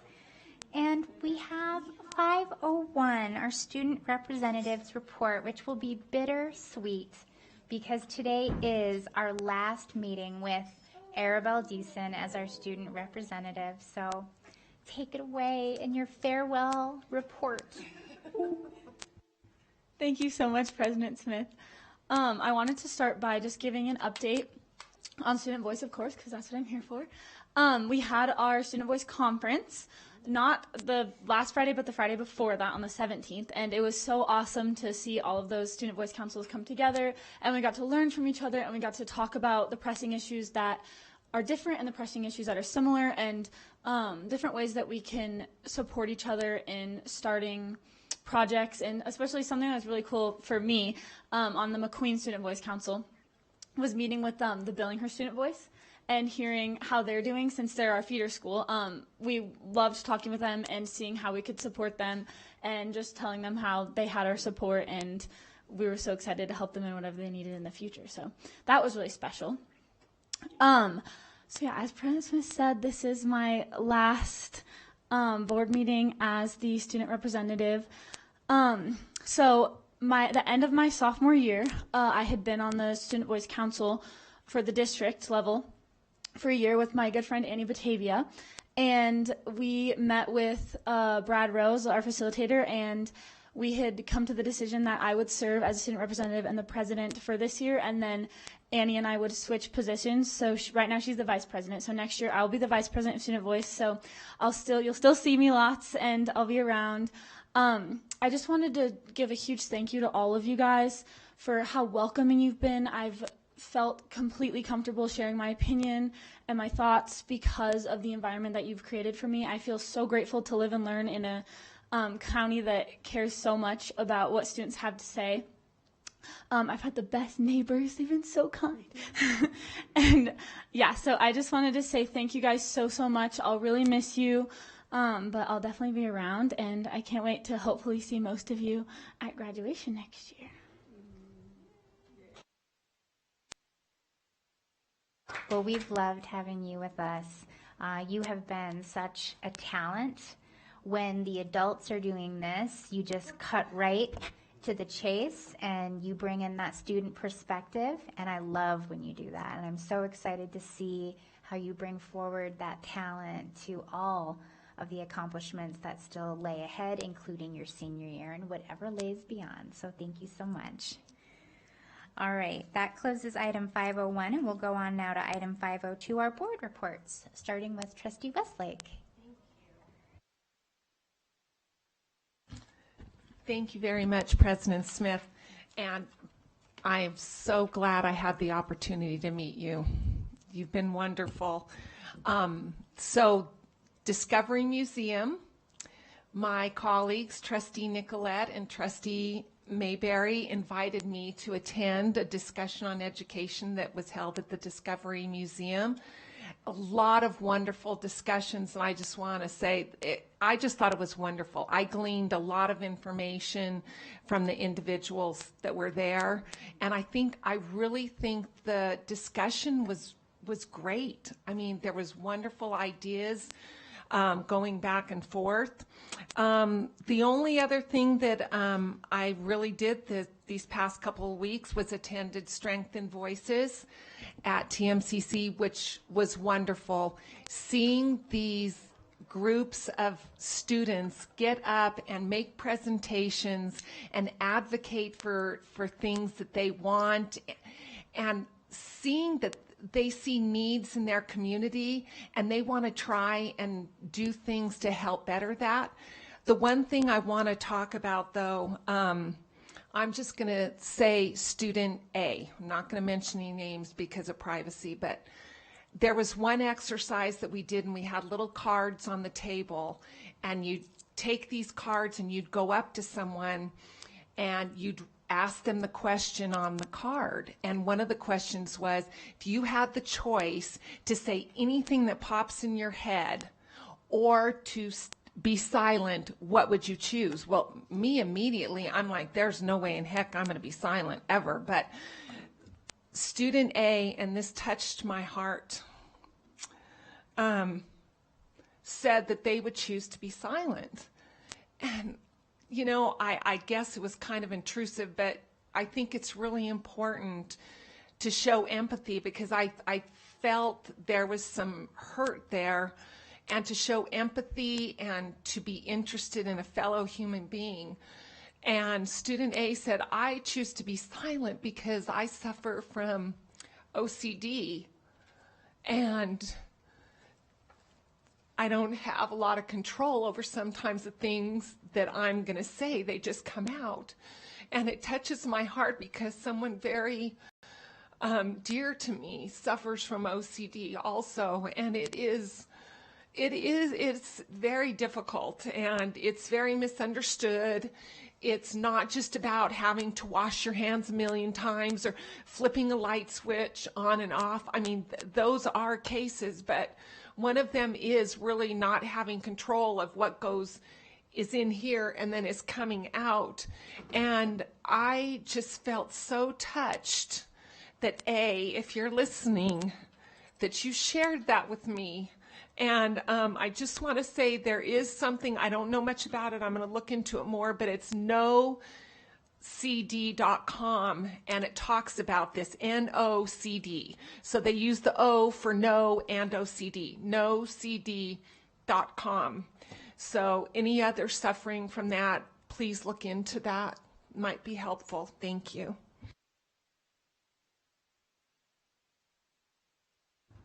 All right, thank you, Madam President. So since our last meeting, I was out of the office for a week. I was visiting my daughter in Georgia. Something I want to point out, I know sometimes we hear, especially in this group, we hear a lot of criticisms about the negativity of our school district or what we're not accomplishing or what we're not doing. But while I was gone, I was able to observe and enjoy the graduation from law school of my daughter, who went to Washoe County School District. So that's a success out there for those of you that think we do nothing positive. So I was very happy to be gone for that. I was able to visit Trainer Middle School. We had one of our community meetings with Dr. Nicolette.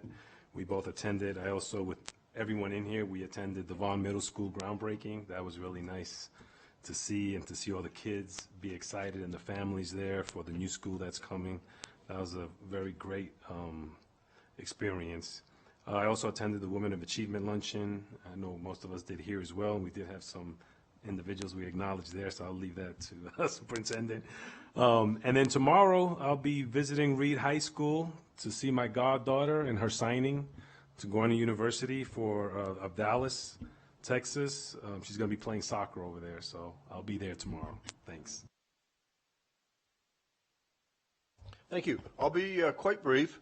I voted today, so I just want to encourage people to get out, study the issues, candidates, and vote in the primary. We have early voting, I think. No, I shouldn't say it'd be wrong, but early voting is going on. Let's put it that way, and then we have the primary coming up, and then November. So I just encourage people to get involved in the political process and vote. Thank you. Thank you. I'll be brief as well. Our schools in our community, and I am looking forward to attending Gerlach graduation next week. Hopefully, some of your colleagues can make it out there. I know that's a community that sometimes gets forgotten, but I'm really good at trying to remind everyone about Gerlach. So, you're going? Awesome. So, I love it. All right, I'll see you all there next week.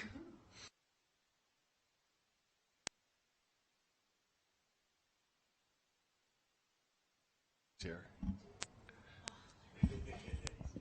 So I have, just full disclosure, I have permission to talk about this this little boy. His name is Isaac. He's a first grader at Sarah Winnemucca, the special ed teacher there, who I think I have a photo of as well. She invited me. She wanted me to be introduced to Isaac. As you can see, he's got a cochlear implant. He actually has two of them. One in both ears. It's called a bilateral cochlear, and it was just a really touching moment for me. You know, I think we're all touched in the heart serving on this board, and you know, these events really, that's where the rubber hits the road, right? You know, we can sit behind the dais and talk about policy and contracts and that, but this is where the work gets done. This is where we see what's truly happening in our schools. You can see that device I'm wearing around my neck. It allows me to talk into a receiver that goes directly into his cochlear as it does mine. Shouldn't call it cochlear, it's a processor that's behind his ear, and then that goes into an artificial cochlear so he can hear better. He's doing great. He's in a general education class. He's super smart, super cute, adorable young man. And it was a real pleasure to be part of that, because, you know, that was me. That was me in first grade, for sure. So next picture. That's Sabrina Schaefer. She's the special ed teacher at Winnemucca. And she has a service dog. In fact, Sabrina also has a cochlear. She has 2 cochlear implants. So it was a great experience and a wonderful afternoon. And then had a chance to tour Double Diamond Elementary. Pardon me. So when I arrived, Principal Thaxton said, "Hey, you know, Trustee Mayberry, would you like to observe me offer a job?" And I thought, well, yeah, that'll be the first. So I thought, yeah. So she went to this young man's classroom. This is Mr. Jacob E. Johnson. Ironically, he went to Double Diamond Elementary. He graduated from DeMonte Ranch High School. So come full circle. She offered Mr. Johnson the job. I didn't want to talk about this until I knew he accepted. He did accept. He actually had a stack of letters written by his students. He's a student teacher. He was filling in. She needed a 5th grade teacher. He was a student teacher. Now he'll be a permanent 5th grade teacher. Our newest 5th grade teacher, Mr. Jacob E. Johnson. So I wanted to share that with all of my colleagues as well. It was just a wonderful, beautiful moment. That concludes my report. Thank you.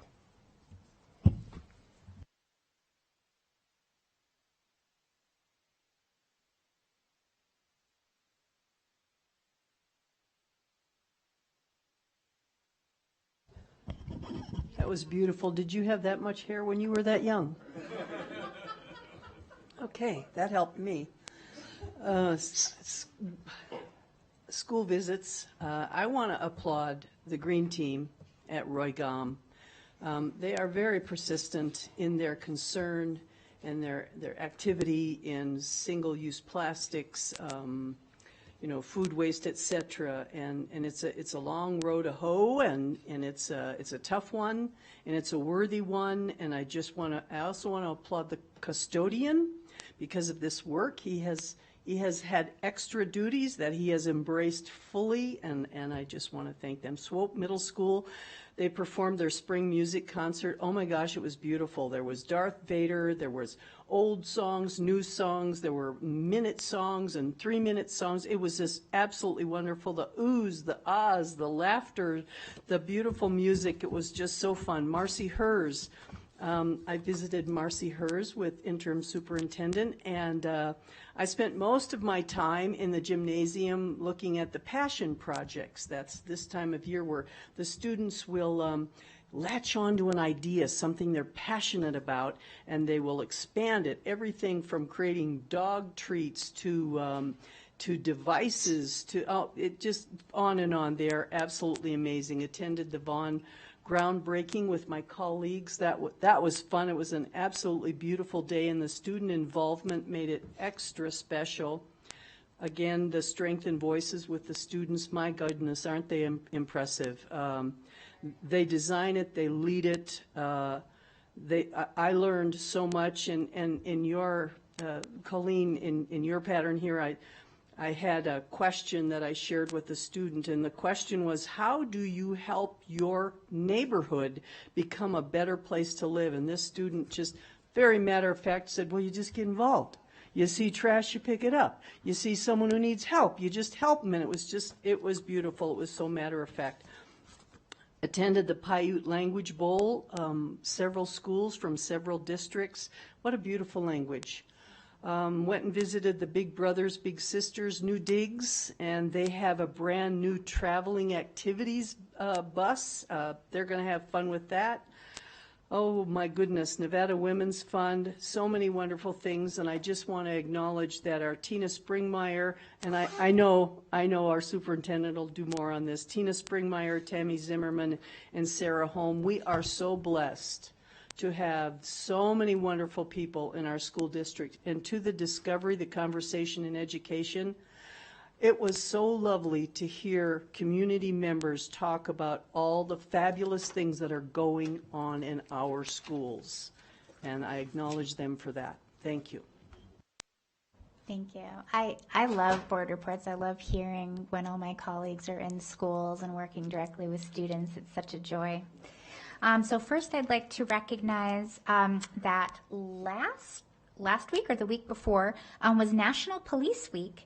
And so I wanted to publicly thank Chief Moore, Deputy Chief Baker, and the entire department. We are so very lucky to be served by you and to have you protecting us and our children. So thank you so much. I spoke at the annual Strength in Voices conference put on by Student Voice that many of my colleagues touched on. Also in my time, I spent significant amounts of time in the negotiation work ahead of today's decision on the new superintendent's contract, and then also beginning the planning process for our balanced governance training and also goal setting for Mr. Ernst too. So now that we've made this decision today, all my colleagues in the community will hear more about that very soon. But I do take very dearly that it is our responsibility to make sure that Mr. Ernst is provided with learning opportunities and that we support him as well. Now I will pull up the photo that I have there. The groundbreaking event for Vaughan Middle School, which will be opening in August of 2026. It was a truly wonderful moment. Many of our schools, of course, will be rebuilt, deserve to be rebuilt, but this Vaughan groundbreaking was a dear one to me. And they also surprised all of the trustees in attendance with these beautiful medals that they made with their 3D printers. And so I received mine. I was honored with mine by Miss Lily. And so this was just a really nice touch that I will have forever. So thank you so much, Principal Lukowski. This was wonderful. And then finally, I'll say for the Women of Achievement, it has been mentioned before, but I do want to recognize by name. We had from Mariposa Academy, one of our district-sponsored charter schools, Megan Potter, a special education teacher. Sarah Holm from the WCSD English Language Development Department, Tammy Zimmerman, our Chief Facilities Management Officer. They were all recognized by other organizations. And then our honoree from the school district was Ms. Tina Springmeyer, who is a legend among the early education professional field. And so we're so honored to have you with us and to be a woman of achievement within the school district. Thank you. All right, so that closes now item 502, and we'll move on to item 503, the superintendent's report. Thank you very much, Madam President. So another busy week in the Washoe County School District in the life of the interim superintendent. So attended the EDON board meeting, and I'll be very pleased to take our new superintendent to the June EDON board meeting for a transition process. I have to say that all of the EDON board was exceptionally supportive of the board's decision, and they're looking forward to working with Mr. Ernst. Attended the Student Voice Convening Conference and spoke at that, and that was a lot of fun. Met with 2 associations this past week. Attended the WCSD Principals Academy, and I was absolutely overwhelmed with presentations, and I can't go into it because I'm just going to become very emotional, but thank you to everyone that organized that event. It really gives our principals and our district staff time for collaboration and a lot of planning into next school year. Attended and judged at the AACT capstone presentation. If none of the trustees have ever been to those presentations, it is something to behold these students that take so much time in making sure that their capstone presentations, whether they're a junior or senior, so that was great. Attended and spoke at the WCSD Family Action Committee and thanked all of the parents that have attended that committee for their year's worth of service, and so that was wonderful to speak to them. Obviously, the salute to women's achievement, so I'm not going to go back into that because you all have covered that, but we had 4 remarkable women that really represented our district well. Attended the Mendive Middle School benefit concert that was put on by Noelle Radar, who also really taught our students civic engagement and empathy, because what she did is she invited the Northern Nevada Cancer Society for Children and presented materials and school supplies. And what the Northern Nevada Children's Cancer Society does is they provide free service for any child from 0 to 25 and their families for support once they are diagnosed with cancer. And so I thought that was a really great way to show not only musical talent, but our children, what it means to be civically engaged. And then, along with Trustee Nicolette, attended the Mercyhurst Passion Projects, and a shout out to Principal Bringhurst, who does an outstanding job bringing students' passions to the forefront. And for the Paiute Language Bowl, I was able to speak at that, and just for the results, Urington in Lyon County took first, Spanish Springs second, Reed third, Wooster fourth, and McDermott.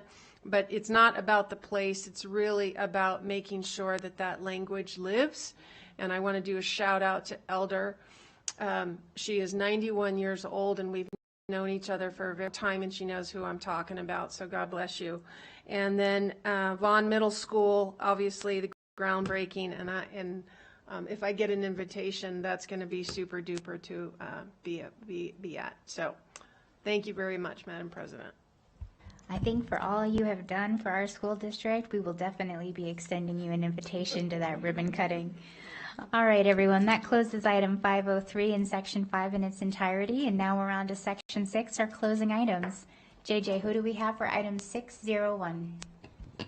Valerie Fianaka. Welcome, Ms. Fianaka.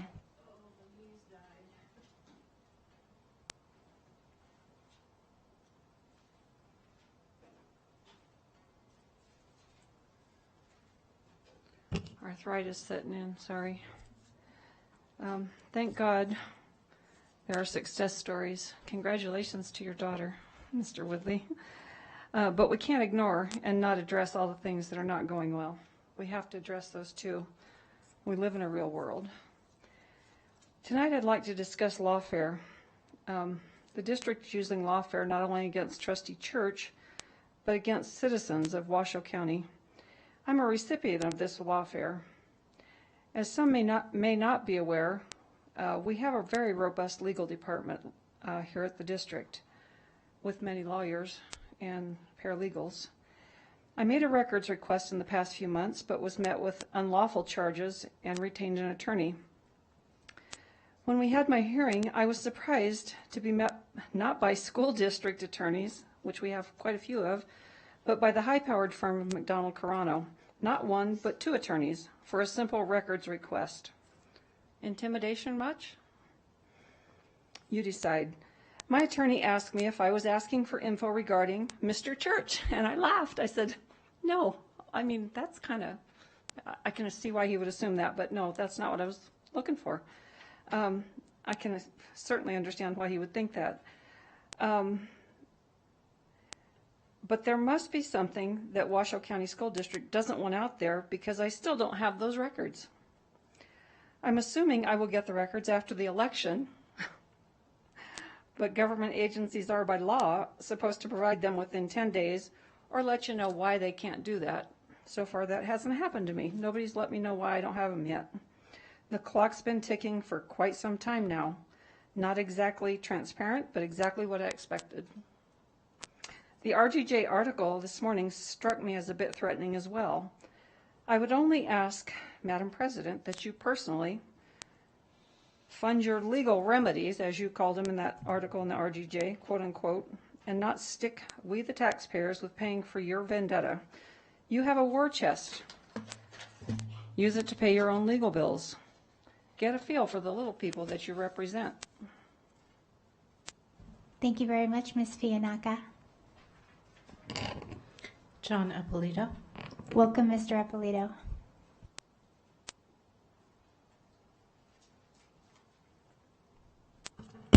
Thank you. My name is John Ippolito. I'm with Protect Nevada Children. Thank you to Chris Turner for sending the document that was sent out to the board this morning that was referenced earlier.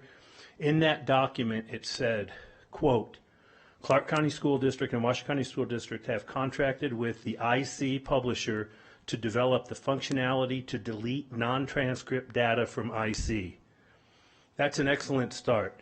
I don't know how long this data will be held before it's deleted, but thank you very much, and please keep Protect Nevada Children informed of that.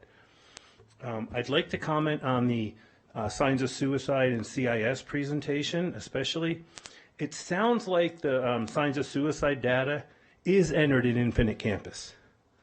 I tried to ask the people as they were leaving, the ones with the flowers, but not one of them would look at me. So I have a feeling that's the answer. We know psychiatric data is entered into Infinite Campus. Signs of suicide, in that presentation, I'm not sure why there was no mention of social media at all. I sat through a hearing in Carson City a few sessions ago when the anti-bullying law was passed.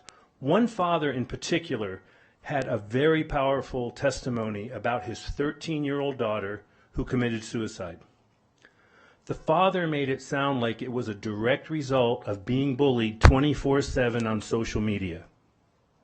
In my opinion, the district should be educating parents on the dangers of social media.